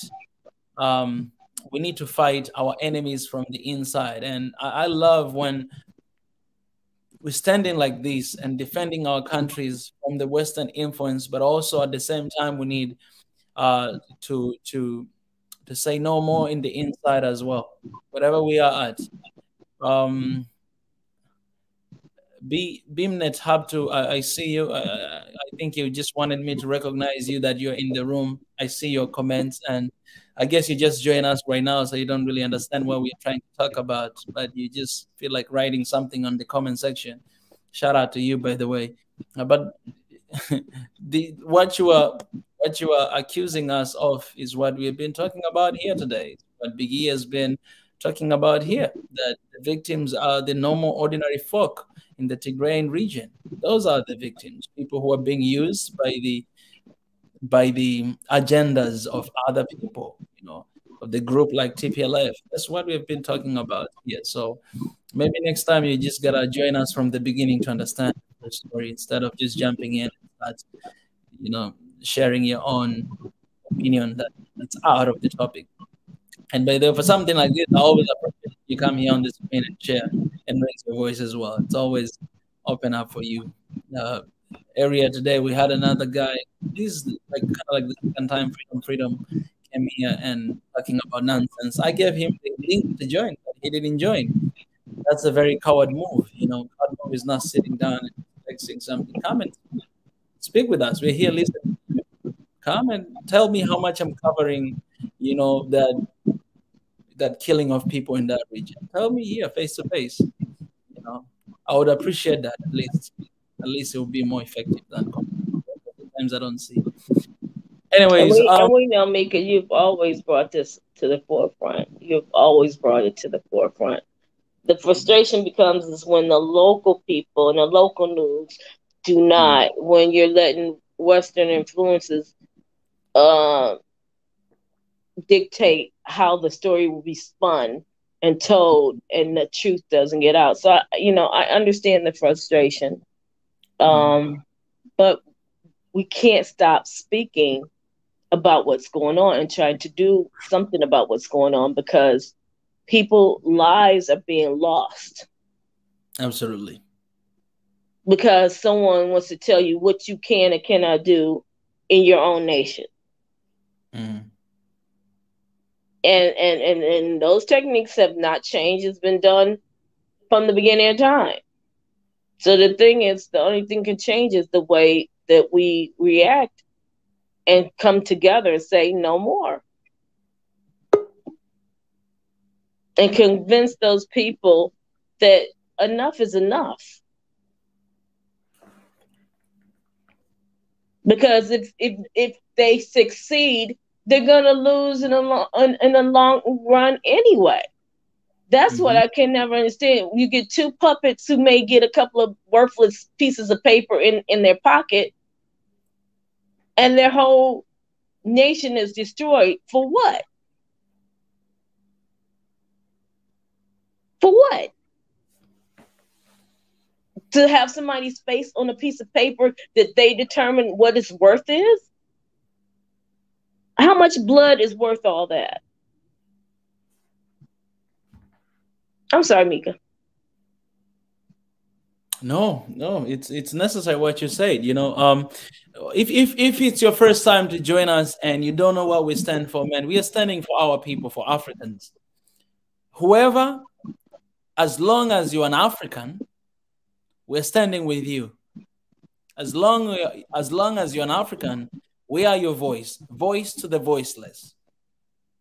That's what we are here. We are on the side of people. The people who are always sabotaged, and people who are always killed, taking advantage of, muted. We're here for them. We're here for you, for the people. So if you do not understand what we're standing for, that's the easiest way of explaining what we stand for the people, from the bottom up. That's where we are coming from. That's where we are, from the bottom up. That's our target. Those are people that we are focusing on.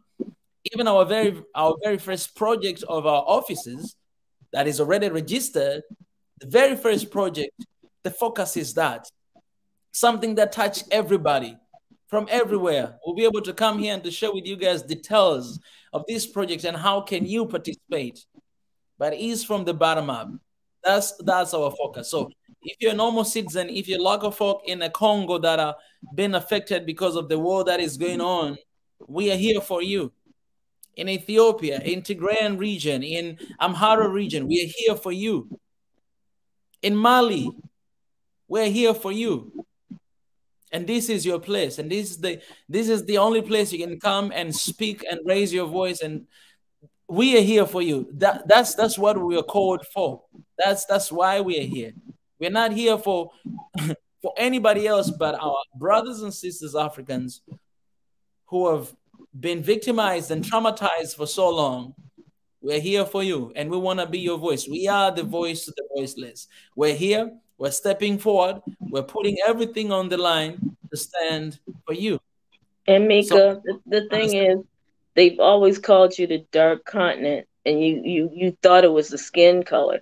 The dark continent was to keep you in the dark and to keep everything that's going on over there in the dark. So you're going to get all this resistance, and you never know whose agenda is being pushed forward to make sure that the light is never shine onto what's really going on. Because then once you see what's going on, you have to be held accountable for the actions.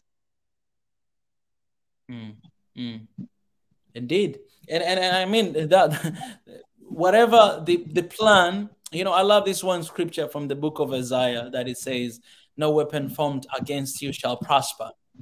So the meaning of that scripture, a lot of people, when they look at that scripture, they sometimes think about, no, there will be no weapon against me. No, that's not what the scripture says. It says, no weapon formed against you shall prosper. That means you'll have weapon formed against you. So when you have those weapon or bad plan formed against you, you should not even be sad about it, but you should actually celebrate, because it's the fulfillment of the scripture, of the word of God. But the good news is they shall not prosper. Yeah.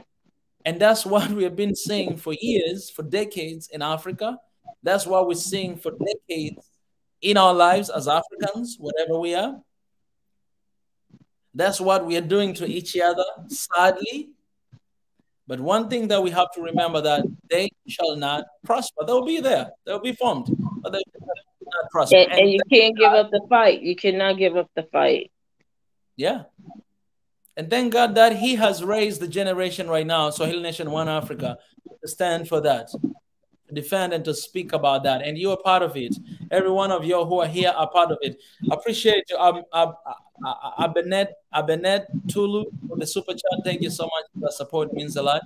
You guys who are here watching, you guys who are here joining, you're part of that. And we should make sure that every single weapon that is being formed against Africa, against our people, we should make sure that it's not going to, that's the promise of God himself. He will never prosper. So for us, we just need to confess that, and we just need to put on to action. We ain't going to allow it to prosper. It's not going to happen. Not now, not tomorrow, not ever. Because we are at work now. All right? We are at work. And we're here to bring our people together. And we're going to do everything it takes. And we're going to let his light shine. Oh, and everyone will see. Come on now. God himself is the light. So it doesn't matter how much darkness you paint on us. But, you know, God's light is upon Africa, man. It's upon Africa. There's a beautiful sun here. That's the light of God too. At the night, you see a lot of stars on the sky.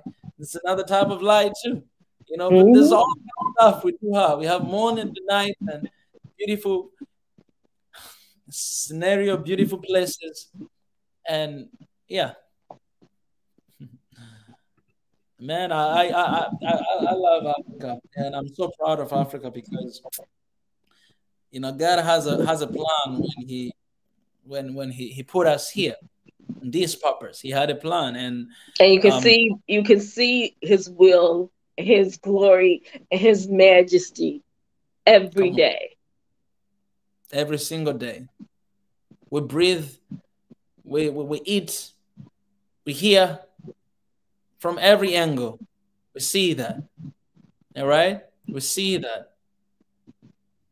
We see that. And God himself is the true authority, and we give everything to him. And at the same time, we do the work as well. We use this mind God has given us. We use it. And that's why we register things like Swahili Nation, One Africa Foundation. And we work on this because we're going to use our brain to bring that change in Africa. And nothing about it. There's this thing that I noticed even on the comment. I hear Beminette Habtu say the people who keep saying noise about TPLF are the genociders who came and killed civilian and raped and massacres. So if the guardian of Tigrayan, TPLF, is gone, the people are going to be exterminated. Okay? First of all, genocide has to be defined. Okay? In this case, the state of Tigray, we have the state of Amara, and we have the state of Afar that directly been affected through this war. Okay, and I want Beminette to really look at it, and I ask on my question, what is the goal? Because there's no way on earth that the world is going to watch the extermination of a whole state. No one. That includes us, Ethiopians. We're going to watch that. But whatever the narrative, whatever that you've been explained about genocide, no Amhara came in, I'm going to kill all the Tigrays. No Eritreans came and said, I'm going to kill all the Tigrays. There's no Afar that wants to go and kill Tigrayans. To begin with, at the beginning, it was a discussion that's supposed to be taking place. Instead, he just went and destroyed an army post that worked in the state. And they're like Amara, Oromo, they can be Tigrayans, they can be from all over Ethiopia. But just the fact that they are the Ethiopian military, that means Ethiopia has her military. And he destroyed it to start this havoc. And now, when the war comes, the TPLF are mobilizing Tigrayans. They're not mobilizing some other military. They're using, the TPLF are using their own people. In fact, do some fact check, and some of the leaders are not even Tigrayans. Okay? The first wave that came in, when they did that, they came down south and started killing the Hamara. Okay? But we didn't call it, it's a genocide war that Tigrayans want to exterminate Amara. Or you went to Afar. We didn't say you went there to exterminate Afar people. But for your own benefit, you call the card of genocide. Because that word is a key word. And when there's a genocide, believe me, Ethiopia won't be standing on what you see here. But the fact of the matter is, there's no genocide. This is a friction among brothers and sisters. If you really look at it, Tigrayans are Ethiopians. The rest of Ethiopia is Ethiopia. If it has been targeted to exterminate Tigrayan people, Ethiopia right now won't stand on her feet. Because the government that's promoting the genocide will be eating up from the inside out. Because nobody will stand for that. In the history of Ethiopia, even though you got clashes, they don't call you out by your tribe. They don't call you out by your things. So we're going to exterminate. Nothing in Ethiopian wars. Go back in history. They had clashes, a border issue, a cattle grazing issue. Somebody killed somebody. But that word genocide, when you use that word genocide, I feel sorry for you. I'm so sorry because you are illiterate and you're not reading between the lines. Genocide is big words. Big words. If you really want to talk about the action of genocide, is what Tigrayan did in Makadra. Tigrayan, what they did on the bridge. These are Tigrayan natives, but they're Ethiopians. We just looked at it, the massacre that's been done on innocent people. In fact, that TPLF, when people came and told them to make peace, let's talk, they put 60 people and shot them in public. Who died? Tigrayans again. You don't go forward, we got a recording. If any Tigrayan backs up, shoot them. We got a recording. So we got all the evidence, and at the same time, be careful when you use the word genocide, because one genocide we experienced in Rwanda is enough, and don't make it exactly equal to that, because you're disrespecting Africa. That's very disrespectful to use the word genocide in Africa. This is a war among brothers and sisters, and it stays that way. We're not going to go through ethnic bullshit. So stop putting this narrative. You're talking about dictatorship? Okay. Talk to your leaders, your TPLF. We have enough of losing our people. What's the solution? Rise up and fight that. And let's see if the Ethiopian government will bring you on the street or in hiding area and exterminate you. The truth is going to come out. Yeah. Yeah. So please do not use the word genocide. It's a big word. Yeah. There's enough massacre right now. Thank you.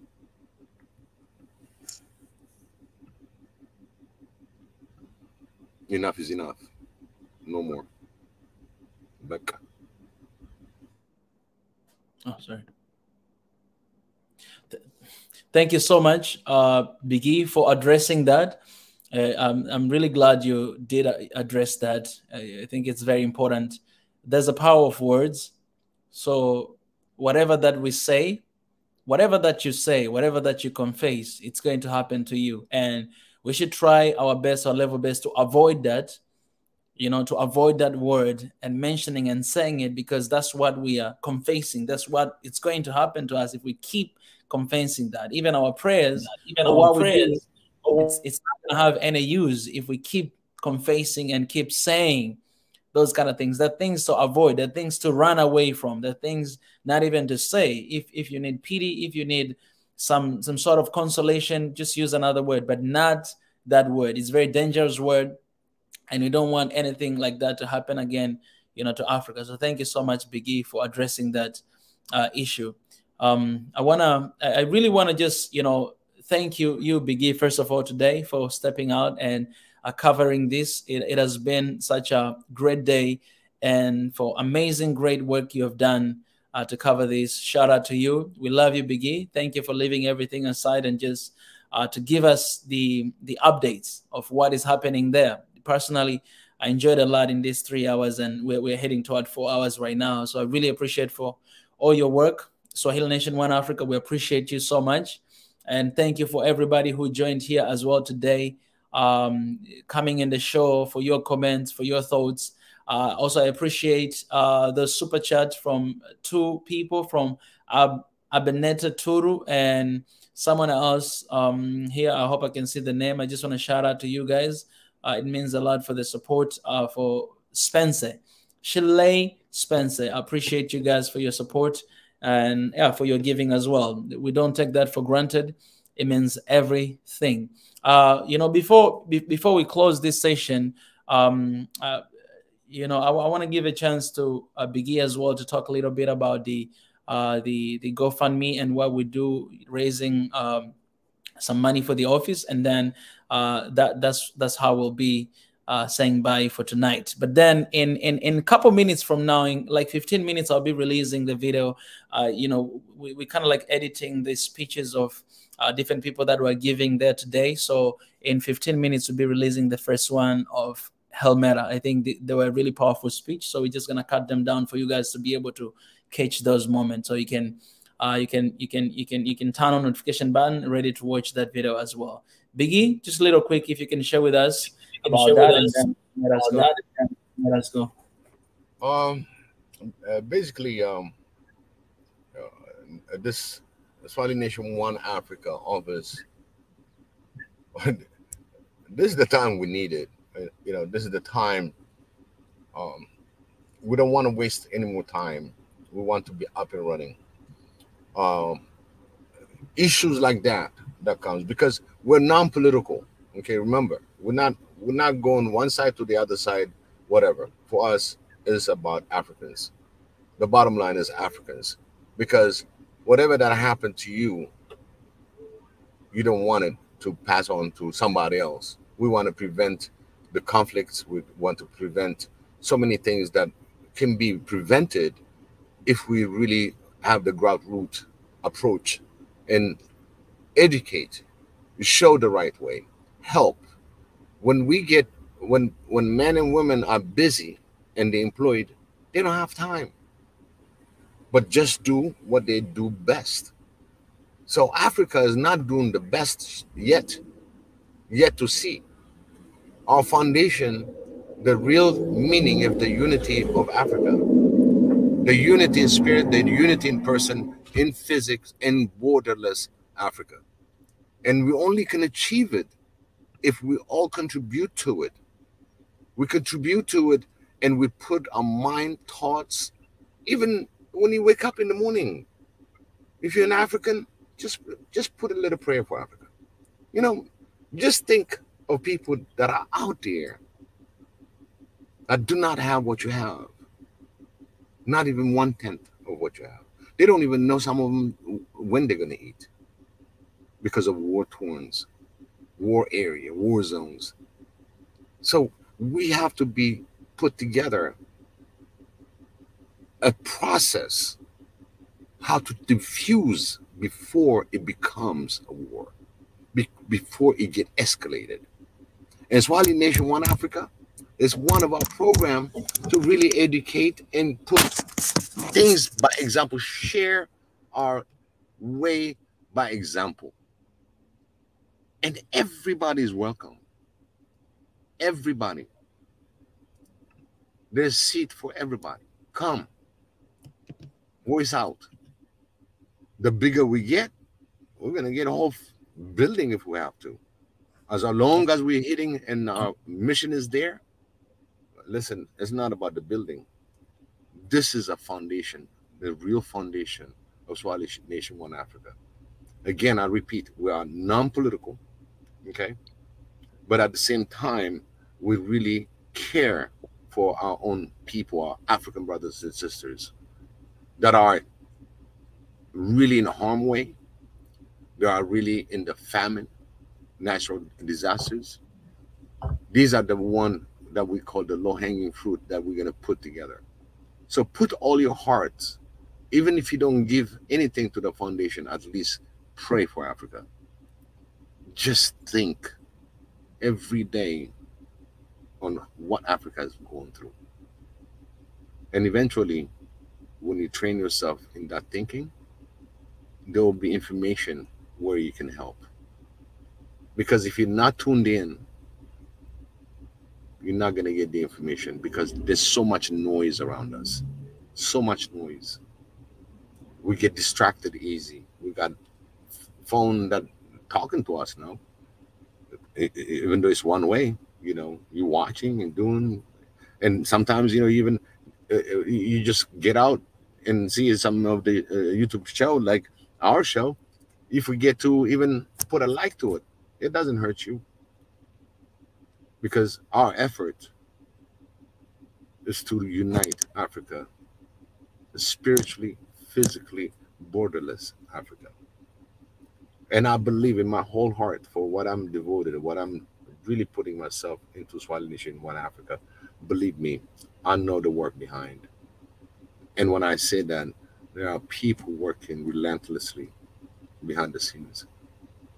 Very few. And we only need few to make that decision, to contribute. We got 25,000 people that can really commit and say, yes, we can make that one office pledge. And that's the headquarters. And that headquarters needs bodies, it needs resource. And that is what is going to motivate us. We got the office, now we got to fill it with people. It's automatic. It's a business. Just like any business. This is non-funded by any entity, and we want to build it by ourselves. African by Africans. Individuals' contribution that believe in the Swahili Nation One Africa. If they have any intention to create their own entity and then try to divert us from our mission, we disconnect them. And we have the way. And you, the people, my African people, have the say-so. If you have any entity that you think is not going to be helpful for us, you got to voice it. We take that, because this thing is built by us, by you. So be strong. If you can contribute, great. That will be the awesome thing that they ever done. Because we're going to remember people that really put that foundation, people that put the effort on it. It's going to be recognized among us. We're not the one from the trying to organize it, but you're the one that's going to organize us. It's going to come, leadership is going to come from you. We expect a lot of you to participate and to get involved. Dedicate yourself 1 hour. Maybe 1 hour is too much, but just roam on every African thing that we need to know that's not been taught. Just that little information will give us a better hand, a better future for Swahili Nation One Africa office. That office is an address, and that address is physical address. It's not a PO box. There will be somebody in it, and it's going to be a functional office. And that will give us the upper hand. If we need funding, definitely we're going to need funding, because the Swahili Nation One Africa doesn't have a source of income when it comes to that level of commitment. So year after year, our funding is us, we the people. Right now, we are grateful that we have even to that level that we collected. But again, you know what? Since we're going to be fighting partly the evil around us, yes, it gets slow. And if you don't, just pray for Africa. You will get, just have a good wish and blessing from you when you wake up. It doesn't take much. Just put it on your calendar. I always said, put a little calendar. I have my calendar. I have a calendar that says 9 a.m. in the morning. It says, pray for the world. It reminds me, even if I don't have time to pray, the fact that I saw it, my mind will do that fast prayer. It's in my mind because I saw it coming on my phone. Time to pray.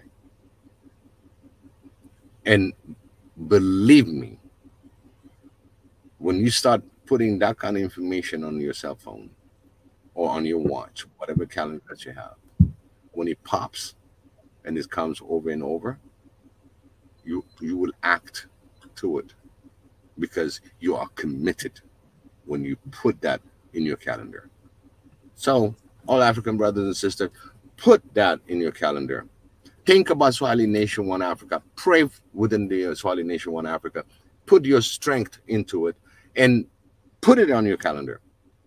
But at least I know when you saw it, you saw it. And you saw what you saw, and your soul knows what to do with it. So it has to come from deep inside. Are you willing to help your beloved continent? In any level. In any level. It's not just fund. So, for now, it is what it is. We say no more. And we say no more loud and clear for any evil that comes against Africa. And Mika, and really appreciate taking all this time. I know you are in the morning, Monday morning, and thank you for putting this coverage. And hopefully everybody enjoyed watching really what's happening on the ground. And Mika still got some work to do because he's going to be editing this video. Now, my apology. I think out of that 25K, maybe I'm going to add myself another 3K to have the best camera, or maybe the crew. Come on, but brother. Come on, brother. Yeah, now it's really, because I've seen some of the guys that's covering out there. You know, they're not networks, but they are individuals that covers it, and they probably sell the coverage. So I'm just gonna find out, you know, what it takes. You know, maybe getting the live part and then having the edited part also will be available. This is a friend, and I'm gonna see if I'm not infringing into his in his pocket. You know what I mean? But if I tell him about our Swahili Nation, and this is non-profit organization, and that probably we might get a little piece that he put together. That would be great. That would be great. Yeah, that would be great. I see the potential next time. I don't have to rush in like that while I have a professional that's taking the clip, and you know, it's a matter of negotiating on how much would it cost me. You know what I mean? Because usually for wedding likes and stuff like that, I know how much it costs, and this is just a few hours of coverage and how much I can get out of it, and it will be copyrighted to us. Yeah, if it's free, no problem. You know, that's his copyright, but we'll have the authorization to play it.